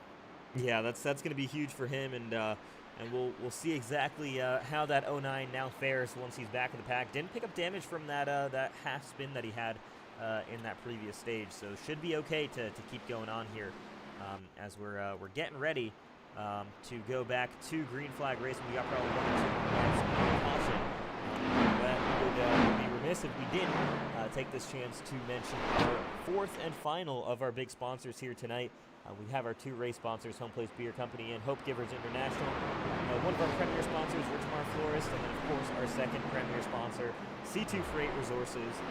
C2 Freight offers complete freight management services. They're ready to meet your needs today as well as your changing needs in the future. Thousands of qualified carriers in their database that are capable of handling shipping from every type of goods, from perishable foods to office equipment. Whatever you need to ship, they have access to the necessary equipment, including flatbeds, double drops, vans, tankers, refrigerator equipment, multi-axle heavy haulers, dump trucks, auto carriers, intermodal containers, and more. Honestly, it's a shock they don't have NASCAR Cup cars available to provide for some shipment services. But go check out C2 Freight Resources. They've been an amazing partner in the 2020 B Series and joining us in 2021 as well. Happy once again to have them on board. Guys, I know we have to decide this race here, but I mean, this is it. This is Daytona weekend here, the real world racing here. I love the new speed weeks there with the Clash running on a Tuesday, qualifying today, and then the duels, trucks, Xfinity, and ARCA, and then summing up with the 500 on the 14th. I mean, this is the best week for any stock car fan on the planet. Absolutely is. You got to be here to witness this one. We're coming to the restart with just 22 probably laps to go, 23 to go at the line. Josh Adams, Jared Rexing, Matthew Weeks, Ethan Burrell, and Josh Clark. All of them chasers last year, except for Adams, who missed the first half of the season, came in and nearly won a couple of those chase races. So this group of guys really, really fast up here in the front of the front of the field. Pace truck about to head for cover. And with it, we will have 19 cars to settle the Daytona 500. The green flag is back out with 22 laps remaining here at the World Center of Racing. And look at that third car on the inside row. That's another one of those Toyotas, another one of those Pro Edge racing cars back in the mix. We've got 4 Pro Edge racing cars. Matthew Weeks, count them right there. That 11 car. 37, 28, and 56, all here. Look out for Pro Edge Racing and Toyota. That team is still put together fairly well, while all the other teams have been torn apart in the various wrecks we've had so far tonight. But it is still Josh Adams versus Jared Rexing up front, those 2 Chevrolets that they're going to have to beat. And Colin Fern in that 86 car, don't count him out, as well as Andrew Rucker in the 64. It's anybody's race, as well as Johnny Thomas in the 09 Ford. You got a lot of guys still with an opportunity in this race.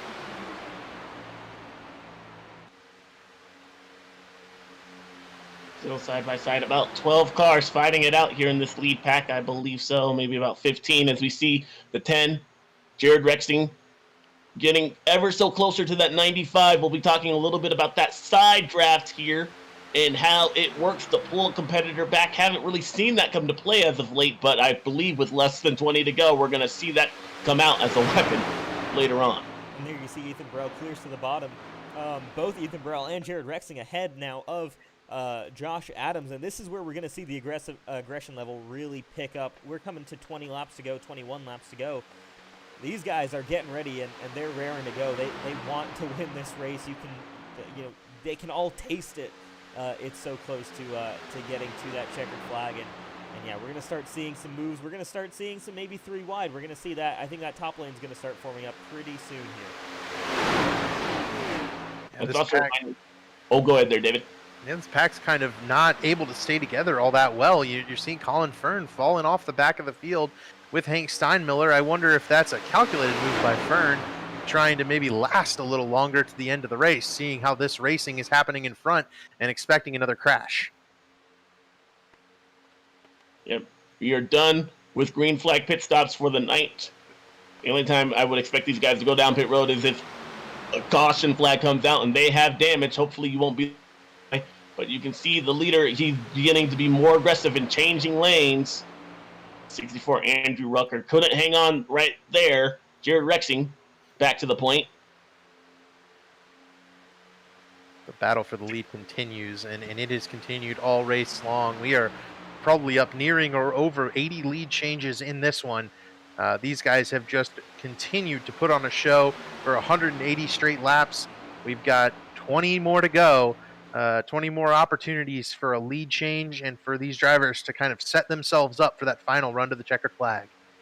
On pace, really, to see almost 100 lead changes. That's a lead change once every 2 laps here. So, again, I mentioned it, this is the most competitive Daytona 500 you have ever seen, perhaps ever, throughout any iRacing league here at all. It has been that close and that fluid dynamically up front. Yeah, absolutely. And again, like David said, that number doesn't even count for the lead changes that we see going on this back straightaway, or the number of lead changes that we see in the middle of the race, or in between the times they cross the lap markers. But yeah, I mean, this has been such a competitive event. We've seen guys come and go. I mean, we had so many big names at the start. You know, we were talking about chasers from last season who are all out now. They're not even in this competition anymore. But you've still got, you know, a lot of these guys who are super strong around these plate tracks. Jared Rexing, the whole Pro Edge squad, Josh Adams, of course, Andrew Rucker, and Colin Fern, Johnny Thomas, add him into the mix as well. That is what this battle is. And man, oh man, any one of these guys can win this. I'm going to bet that the winner will be coming from this pack of cars right here. It's come to this. We've reached that point in the race where, I mean, that second pack is too far back. Even if we have another caution, it seems like this is where the fast guys are. This is where the winner is going to come from. Yeah, and you know, we've mentioned every name in the pack a number of times today, I think, except for one. We've briefly talked about Hank Steinmiller, his connection with Lake Norman Motorsports. He's kind of their last hope here. But the other name is the very tail end of this Charlie, of this 11-car pack. That's Michael Daniel Martinez. Late entry into the race, got in when some people had to cancel out, and Michael's doing a really wonderful job keeping the 83 car clean at the back of this field. Clearly just kind of hanging out, waiting for an opportunity to move up if there's going to be a crash between this front, 8 or 9 cars. He mentioned only 11 cars to battle it out. Tail idle, woo! Swoops out in that extreme high lane there, getting some air perhaps to the front radiator of that car. The 64 of Andrew Rucker will now go switching lanes in front of the 37 car, who now finds himself in the middle. We've seen that move. We've seen that move from Tate Lytle a number of times today. He's just jumped up to the top and out of that second car in the outside lane, and then heads to the back. It seemed like it's calculated every time, but Tate, there's only 15 laps to go, buddy. You got to be up there at the front, challenging for the win. Could certainly be Tate Lytle betting here that these guys up front get a little bit too close together, and he's able to just slide on by, a la Kyle Busch last night at the Clash. Excuse me, was that even last night? I can't remember. It was indeed. It was indeed last night. I'm losing track of time at this point. But here we go. You've got, I mean, Jared Rexing has been more comfortable right now than we've seen really all race from too many people. I mean, he's got no real competition on that outside line. That outside line's almost disappeared completely. And Josh Adams seems pretty comfortable just hanging out behind him right now. But here we go. Matthew Weeks will jump in front of that 64 car when they get a run. And Weeks has that option right now. His teammate Ethan Grell is giving him that top line, or if he wants to dive back into the bottom, and he does dive back in on the bottom line. Weeks is looking for an opportunity there, and I think maybe he missed it as Andrew Rucker pulls up alongside Josh Adams. Johnny Thomas in that 09 working his way back into the top 5. This car right here, man, he's hungry. He's been one of the best pushers all day. And time to go. It really is. They're only coming down to 13 laps to go. And real quick, we'll reiterate, there is no green-white checker rule here. So if these guys crash, I believe... Oh, contact at the front field! Andrew Rucker and Jared Rexing, who hangs on! What a save out of that 10 car! He got doored by the 64 coming into turn 1. Oh my gosh. That was ridiculously close, and these guys keep it running in the right direction, and the pack hasn't even spread out that much. They're already back nose to tail here, and Jared Rexing on the tail of Andrew Rucker. We'll see how those guys do when they've got when they're lined up bumper to bumper. But there you go, back to the front. Then it's Johnny Thomas. He had that mistake, got onto the apron, fell back, and ooh, as we see a blink from the 37. But Johnny Thomas comes back and will lead another lap here at Daytona. I'm worried about announcer jinxing him, but oh man, Johnny Thomas, what a comeback. The 09 car was up front all race long. He's done so well. And then, that mistake got him back in the back of the field. It took a wild caution to get Johnny Thomas back up here to the front, and he's made his way through the pack, back to the lead. This 09 car is certainly one of the favorites to win this race going forward, and has been all day long. He's done an incredible job of drafting and moving lanes and making those, whichever lane he's in, move forward. Yeah, you can see him, Johnny Thomas, right when the 11 car pulled out, it actually kind of sent that 09 car back into the clutches of Andrew Rucker and allowed that run to stem from the 11 and the 37 car. Those Pro Edge drivers you had mentioned there, Rich, doing an excellent job working nose to tail. And Matthew Weeks now, who really wants to win this 500 in the worst way. Wow, Johnny Thomas still going to give it his all, battling side by side. This is what under 10 laps, or excuse me, just about 10 laps to go in the Daytona 500. This is what racing looks like here at the Elite Racing League. Teammates up in the top groove now, Matthew Weeks and Ethan Burrell. They'll try to draft on by Johnny Thomas, but Johnny has been so strong. Once he's been able to get to the lead on that bottom line, he's been one of the 2 or 3 cars that's just been able to hold out, stay in the lead, and lead lap after lap. The other 2 being Rexing and Colin Fern. Although, Rexing third car in the outside lane now in that 10. So, those 3 guys have kind of been the ones who can make it work. Everyone else has just kind of had to shuffle through. Yeah, it's certainly advantage right now, bottom line, as first of all, you see the blinking there from Ethan Burrell on the top, and that means that he's just not able to push as confidently on Matthew Weeks, because Matthew Weeks probably doesn't want that 37 car anywhere near him in the unfortunate event of a potential incident. But now we do have all 4 Pro Edge cars lining up on that top line, so if Ethan Burrell's car is able to, and Internet is able to stabilize a little bit here, we could see things favor the Toyotas extremely quickly. But on the bottom, it is Ford teammates, Johnny Thomas and Andrew Rucker, and then probably the strongest car all night, that 95 of Josh Adams right behind them. That bottom lane has a lot of horsepower behind it. So you got teamwork on the top and just sheer power on the bottom. Less than 10 laps to go with Johnny Thomas trying to keep the field at bay. Andrew Rucker, who's not been afraid to use the side of his car as a weapon. And the 11 car of Matthew Weeks leading that outside line with help from Ethan Burrell. Does the Internet hold up?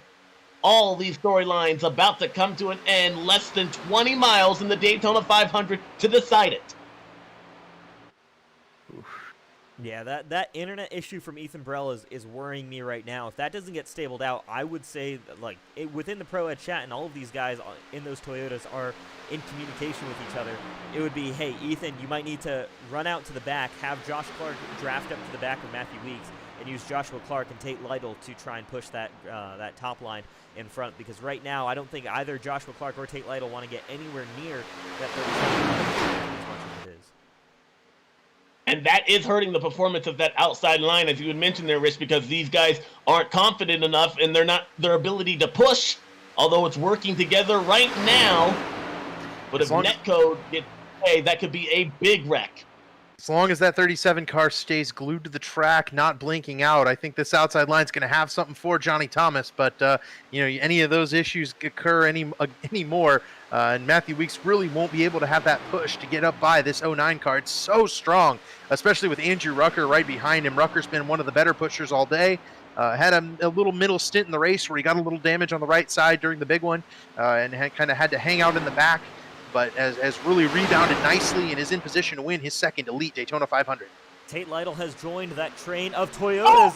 Ooh, they almost come together, though. I was going to say the power is on that top side, but Tate Lytle almost gives a bad push there to Josh Clark, and the top line is broken up once again. Advantage to the bottom, swings that direction. You saw the 28 car just a little bit. The 56 did a good job allowing him to keep that as we see more contact, this time between the 37 car And who was that third in line? It was Joshua Adams in that 95. Things are getting physical. 8 to go, that time by. I just want to note, I believe all of these guys have an Elite Series win, with the singular exception in this group of Josh Clark. I could be wrong about that, but I know for a fact Clark's searching for his first Elite Series win. Pretty sure Johnny Thomas has one, though he might also be searching for that first win. Ethan Burrell was one of those competitors. They're looking for the Cinderella story to end his season. There was a win. Unfortunately, finished second in the championship, second in that race as well, I believe. So he did not have a win at all last season. He would like to open it up this season right out the gate. Yeah, and he talked about it in our in one of our shows that we did, where he has every other season he'll go winless, and then the following season he'll win a number of races. So Ethan Burrell, right now the momentum and the history would suggest it's going to be a multi-victory season for that 37 car. Wouldn't he love to start that with a win here at the Daytona 500? Oh man, this is also, you think forward, the playoff implications for these guys. Whoever can win this race is going to lock themselves into the championship playoffs, with the singular exception of Colin Fern back there running 10th, and Fern is rocker sideways. And Saved it. Turn 4, but another competitor back on the track. It's Joshua Adams. He goes for a spin. Does he able to get it? Josh Adams involved in a Turn spin. number Jared one. Rexing in it. Hank Steinmiller involved. Who else got caught up in that? Not Fern. Fern is clean. And here we go. We're getting ready for what's probably going to be a green-white checker finish. We were talking about it. Here we go. 4 wide. It's that is such a terrible move. Oh, and it's Tate Lytle too. Oh man. He made it 196 laps. Lytle, Andrew Rucker, Hank Steinmiller, all involved in that, as well as Jared Rexing. All of those guys super competitive for the chance to win here. And it comes down to, once again, the two guys we were talking about around the midway point in this race, Matthew Weeks, Johnny Thomas, are your top two, and they will lead the top 2 lanes when we come around for that this final restart. Man, oh man, oh man. Oh baby, this is it right here. This is the time. Strap on your seatbelt at home, man. We are going to be in that final restart, and the 3 guys that made it through completely unscathed, maybe 4 or 5 really, are this Matthew Weeks car right here, Johnny Thomas, Ethan Burrell. Those are the ones I think that you got to watch out for battling for this win. And I just want to make sure that if we do have a wreck, even with 2 to go, that would end the race. I think it would depend on when exactly we go back to green flag here. As you see, we've just ticked over to 5 laps to go. If we tick over with 2 laps to go, it will officially count as our first green white checker attempt, and that will be it. If we go back to green with more than 2 laps to go, we will still have 1 green white checker attempt underneath our belts. Yep, Okay, so I misspoke earlier there before. My mistake, but I just want to make sure. I just knew the green white checker rule was different here on the Elite Racing League, but yes, so only 1 attempt. Yes, absolutely, yeah. So we still allow for that green white checker attempt, but it will just be the 1. We won't have a number of NASCAR overtimes going on here. I wonder how badly damaged that 95 and the 28 are. They were both very near the incident, but I don't believe they were involved. So I think they will be okay. Joshua Clark and Josh Adams both going to have an opportunity. And correct me if I'm wrong. I think we're going to see him flashing by right there. Vincent Isabella's finally back on the lead lap, guys. It's been 190 laps, and he's finally back. Never give up. Never give up. Oh my goodness. For that 42 car to get back on the lead lap since I don't even know how long. So he's finally gotten the opportunity for that great paint scheme to perhaps solidify a great finish here in this Daytona 500. So good for him. Don't give up here, folks. You never know what happens here. Now let's take a look and see who is left of this field and who do we like here, folks, because I'm telling you, I feel like the win, I know I've been dogging on it all day, but I think 3rd place could really decide who wins this race. Oh man, Ethan Burrell would be the 3rd place driver right now. My money's on that 09 Johnny Thomas. You know, he's going to be fighting against all these Pro Edge Toyotas, but that 09 car just seems to have been the one who's been able to get up front and stay there. You know, I think it is going to come down to whether or not those Pro Edge guys can work together to bypass Johnny. once Johnny gets to the front. I don't know if they can get by him. Yeah, I'm going to have to go with Matthew Weeks in that 11 car, man. I know he's hungry for this win. He desperately wants it. But, I mean, you could pick between Johnny Thomas, Matthew Weeks, Ethan Burrell, or heck, anybody here that we're watching pass through our screen. There's so many things that can still occur, and hey, Josh Adams is still very much in it in 5th position. So is Colin Fern. So is Michael Daniel Martinez running in 7th position. Yeah, and how about a quick call out there to Brent Jones running 10th. Doing a great job, kept it clean all day on the lead lap. He's in position to pick up a decent run here and maybe even a top 10 finish for Do Good Motorsports when all their drivers have been taken out with crashes. And even looking further back, Ryan Gavel's still in it, though got a lot of damage on that number 1. Vincent Isabella's up to 12th, or he might be 13th now after giving up some spots because of the lucky dog. Andrew Rucker's going to be back in with a little bit of damage as well. And then we've got those guys who've kind of been involved in a number of wrecks today, like Jeff Green, Alec Balvans, Zishan Dura, Corey Abbott. It's going to come down to this restart, though. 3 laps to go, and I believe we will still have the opportunity for a green-white checker. Yeah, this is still within the scheduled race distance, so not considered a traditional green-white checker, although we will have 2 laps left, so that will be green. The next flag will be the white if they take it under the green, and then the yellow or checker will end the race here. Teammates, Pro Edge teammates, they're going to be separated, though, on this restart. Ethan Burrell will have to push Johnny Thomas, at least initially, but we'll see how fast he and perhaps the 11 car Matthew Weeks work together. That 28 car also going to be a factor as well. Oh, man, it's finally time to decide the Daytona 500 presented by Homeplace Beer. Guys, oh, man, this is going to be a great restart. Let's go. I'm so ready for this. The lights are out on the pace truck. We will be coming to 2 laps to go. The next flag will decide it. It's between Matthew Weeks and Johnny Thomas on that front row, but look through this grid. So many people with great opportunities to win this race. Damaged cars all throughout the field, but that doesn't matter as long as you're still there at the end to cross the line first. Here comes the pace truck off onto pit road. It'll be Matthew Weeks deciding when we go back to green. 2 laps to go here at Daytona International Speedway, and Matthew Weeks is underway. Contact between Ethan Burrell and Johnny Thomas, but that bottom lane gets underway ahead. But look out, here we go. It's going to be Josh Clark giving a big push to that 09 car of Johnny Thomas on the outside. And Clark and Thomas both trying to find their first win in this series. Colin Fern, new to the series, hasn't really won any races here yet. Matthew Weeks, though, out in front now in the 11 car. Still a nose ahead for Matthew Weeks. They're half a car length, and he's getting a nice big push from teammate Ethan Burrell. Right now, it's just about staying in line with what we can do. When are we going to see that 3rd lane pop up here? And it might be from Josh Clark here, potentially jumping away and taking away any kind of advantage for that 09 car. With 1 lap to go, it will be between Matthew Weeks and Johnny Thomas. Who will lead? It's Matthew Weeks. 1 to go here at the Homeplace Beer Company Daytona 500. Johnny Thomas doing all he can in that 09 car, pushed by Joshua Clark there, but Ethan Burrell has got to be the best friend to his teammate Matthew Weeks in that 11 car, trying to hang on. Less than 1.5 miles to go in the great American race. The most competitive Daytona 500 in history is going to end on this lap. Through the middle. Colin Fern taking it 3 wide. Here we go. There you see Josh Adams now Josh Clark is out of it. He stops his support on that 09 car, and that gives the chance for the 11 to stretch out just a little bit. Now Matthew Weeks just has to block. He's leading off of turn 4.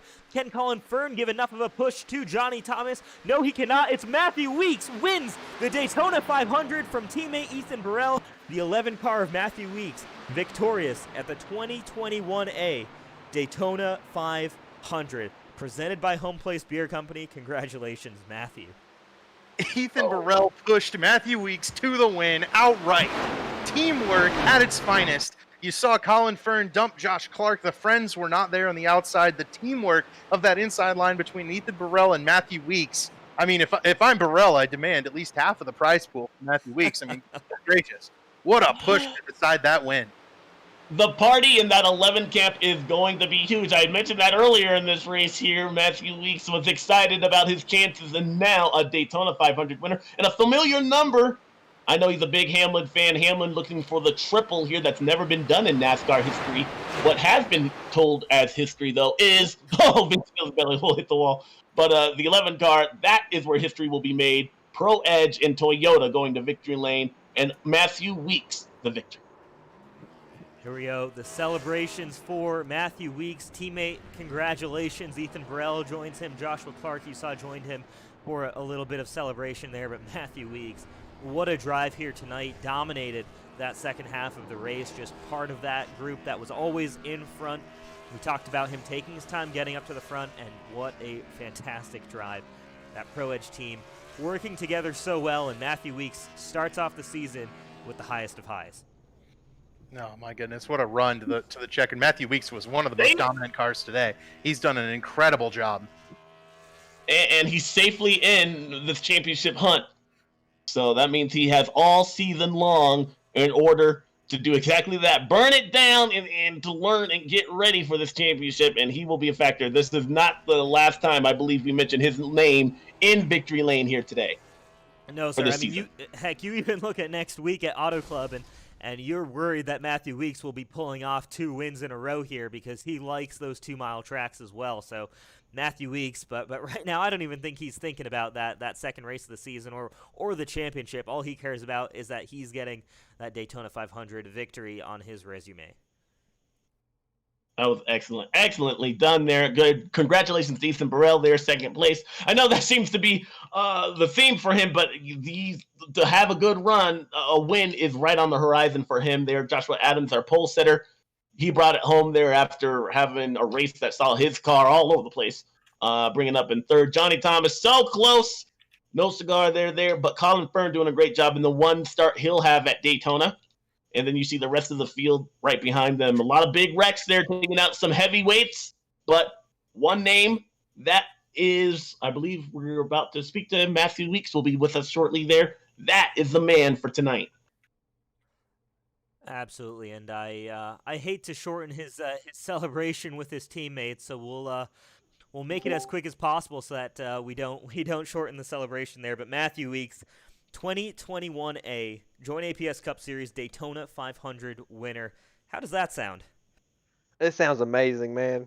This is the one of the 2 races I wanted to win this season. Just glad to get it done.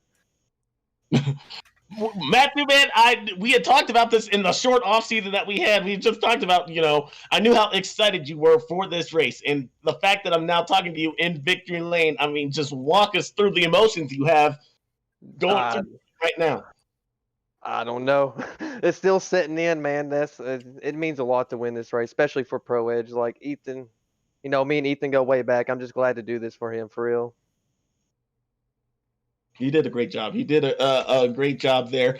Your day through getting here, though, not easy. You were in the back of the pack there. Then some of those big wrecks. Just walk us through your day in getting to victory lane and then having a shot there. How was the car? The car was good. I ran a couple of fish where I felt confident with this car. I know last Daytona 500 I was up here and got caught up in a wreck. So I knew as long as I was there at the end, I would have a shot. And it turned out I ended up racing up front for a long time. Weeks, did you feel really comfortable when you knew Ethan Burrell was going to be behind you, pushing you there on the last restart? Yes. When I know it was him behind me, I was like, he just told me just look forward and hang on. And I trust that man pushing me all the way around this track. So. All right, well, Matthew, what a great result for your team, first of all. I mean, you guys were all, or 4 of you guys were running well late in the race. Unfortunately for Tate, he got caught out in that final caution that occurred. But when you lined up, you had Ethan Burrell behind you. You knew Josh was the man pushing your closest competitor than the 09, Johnny Thomas. I mean, just how much confidence did that give you when you started those final 2 laps? It was high. And then I think out on the white flag coming at it too, when I seen Josh pushing him, I was like, man, this is going to be close. Oh, I'm sorry. I'm just excited for winning this race. I'm hyped. Oh man, we're so happy for you. I can't think of anybody in the field who would be disappointed to see this. So once again, congratulations to you, and want to give you a chance to give some shout outs before we let you go back to celebration with your teammates. shout out to Pro Edge, man. Pushing me to be faster every week and helping me so much. Ethan's family watching every single week. Tooker up there making these amazing schemes for us, man. Tooker puts in a lot of work. And you guys up here in the booth, Chad, everyone that does everything for Elite. It's just awesome. I love racing here. All right, man. Well, once again, Daytona 500 champion Matthew Yes. Weeks, man. Enjoy this one. Thank you. All right. Well, we'll bring in the man who pushed his teammate to the checkered flag to win it. So close to the end there, Ethan, but you must be feeling pretty proud to watch one of your guys bring it home for the win. Oh man, Rich, that's such a cool feeling. We brought back a Daytona 500 for the team. Yeah, it worked out that last caution. Had Weeks leading it, and I was lined up behind him. And I told him, I was like, just look forward and hang on, and I'm gonna shove you out there. And I mean, if I could have got him clear, I definitely would have given him or tried to give him a run for his money. But how it worked out, I mean, it was just awesome. It's such a cool race, and I mean, I had a blast out there. It's so cool getting a Daytona 500 for the team, man. Oh man, is that my boy E-Dog in the house? Yep. I always just enjoy talking to you there, especially because it means you've done a great job, and you did a good job here today, Ethan. You were involved in that first big crash that saw actually a lot of competitors involved, but you never gave up. Just walk us through your race here tonight. Yeah, it was kind of a weird cat and mouse game. I think I started up near the front, and I thought, I think I want to hold tight up in the front. I usually bail out to the back and kind of just wait around, but I was kind of just feeling it out. If things got a little crazy up there, I'd try to kind of sag back a little bit, and got a little piece of I think Chuck and that one big wreck. But I mean, after that we were marching forward, and I mean making the lines work, and thankful to have a couple teammates out there up near the front helping me out. Ethan, talk about how maybe disappointing it is to come home second. You're obviously just really excited for bringing home the team win, but you're one spot short. We keep interviewing you with the podium finish as opposed to the win. So when's that win coming, man? Yeah, that's a good point. Yeah, it is kind of a battle, having a result like this. I mean, it's I was so excited for Weeks and in this team bringing home the big trophy, but at the same time, yet again, there I am sitting second. But if I'm gonna be runner up, I'll take it to a teammate. But hopefully that win's coming soon. I'm definitely working harder and harder every week, trying to find the speed out there. So once we get to some more of these kind of cookie cutter tracks and different sorts of tracks out here, I'm liking my chances this year. But either way, I mean, if I can keep my consistent pace I usually have this season, I'm feeling pretty good. All right, well, Ethan, before we let you go and celebrate with your driver and team there, I want to give you a chance to do some quick shout-outs here. Yeah, I just want to shout out my friend Austin and the whole Swope fam for riding with me in the Cup Series this season. Got some fresh color, different sponsorship for them, so thanks to them and my grandma and fiance, my mom and Aunt Judy, brother, always tuning into these races, and just everybody at the Pro Edge Racing Camp. I mean, just a great group of guys to race with, and I'm so stoked that Weeks got it done. All right, man. Well, as a team owner, congratulations on the victory, and as a driver, I know second place can sometimes be gutting, but still a great result for you, and looking forward to seeing you in victory lane here later this season. All right, thank you so much, guys. All right, that was your second place finisher there, Ethan Burrell. I mean, what a night for the Toyota drivers. Matthew Weeks, Ethan Burrell. You see there, Josh Clark in sixth. Tate Lytle came so close, but ultimately that final caution took him out. But man, oh man, what a race we had here tonight. Yeah, we did. Josh Adams did say he was willing to do an interview for third place in the chat. While we're running down the top 10, though, I need to give the biggest shout out in the world to Brent Jones. P9, first top 10 in Elite. Awesome run by Brent. Was clean all night. He had some trials and tribulations so far this week, and really brought it home clean tonight. That's just an incredible run for him, and big congratulations. This is a great race there, guys. And unfortunately, I just have to roll out. So I just want to say thank you guys real quick. And congratulations to Joshua Adams. I know I won't be able to talk to him as well there, too. I just got to get to work at 2 a.m. It's been a long race, but it was an exciting race and one I can't wait to go back and look at because, like I said, that was the most competitive Daytona 500 in definitely Elite Racing League's history there, and definitely threw up some numbers that not even the real world could establish. So great job to Matthew Weeks. You did a great job there, buddy. I'm glad to see you bring it on home. And I want to thank you guys in the booth and Chad again for keeping me on, because that was a fun race to call. All right, man. Well, it's always fun to have you in the booth with us, and looking forward to the next time we get to do it. Have a good night, Alex. You guys as well. All right, man. With that, we'll bring in our third place finisher for the race, Josh Adams. Josh, man, I mean, what a roller coaster of a night from the pole position to potentially thinking it was over after that accident, that caution you were involved in about the halfway point, maybe a little bit before that, and then racing your way back up to a third place. Talk us through your emotions and what's going through your head right now. I mean, it was a great race. First off, congratulations to Matthew. He ran a really good race. I think one of the few cars that really probably didn't get involved in anything, but we tried to maintain track position, and we barely got involved in like two of those first three wrecks or whatever that happened, and I repaired about 25 seconds of damage on pit road both times. So it's like my car just didn't have the top end anymore for the second half of the race to really do anything myself. I kind of had to get into the right line with the right person, and it just really didn't materialize at the end. Josh, we've seen you have speed the whole week, and so your car was obviously damaged there at the end, but you were still able to kind of cut through the pack there and finish third. Did you ever feel like you had a shot to maybe take him three wide right coming off the corner, or were you kind of settling for third once you kind of got bottled up in the pack after that last accident and restart? Oh yeah, I was kind of just settled in. I knew I couldn't jump up and do anything myself, so I was just going to take what I could get, and if it opened up at the end, I would have taken it. I mean, it almost did. Colin jumped into the middle and went three wide there into three and pushed Johnny. That could have always created some kind of chaos off of four, and we could have been in the right spot. But we were involved and missed a lot of chaos. So coming home P3 in this 500, we went through a lot of adversity tonight. Well, I want to ask you. Obviously, you're part of this the new team, Ruthless Motorsports. That's joined the grid. Talk about what that experience has been like, what it's been like getting all of you guys working together and getting up to speed at Daytona, which is certainly a tricky place, especially requiring a lot of teamwork early on. So that kind of just, it's really nothing different than what we've been doing. Brandon and Chris and Nick, they're Chris and Nick are on our Xfinity team, but Brandon, we've been teammates in Erska.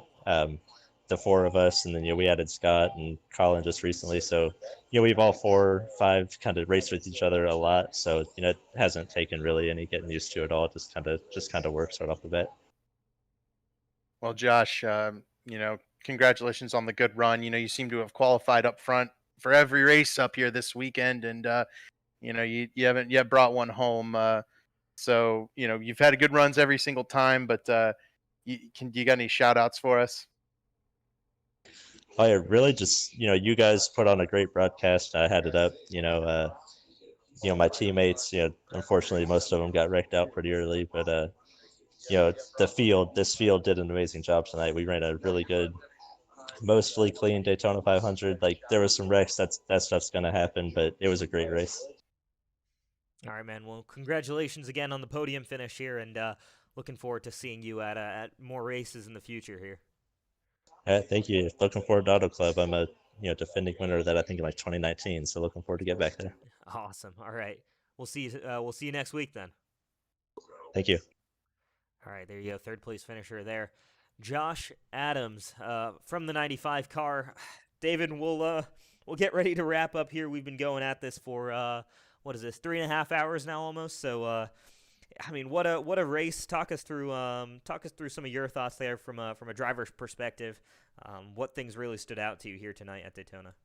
All right, what a show, man! Can we pull up the final lead change board real quick? I think we were at 85 or 86 total for the final tally, if possible. Let's see if we can grab that. There we go. 84 total lead changes. There, you've got it.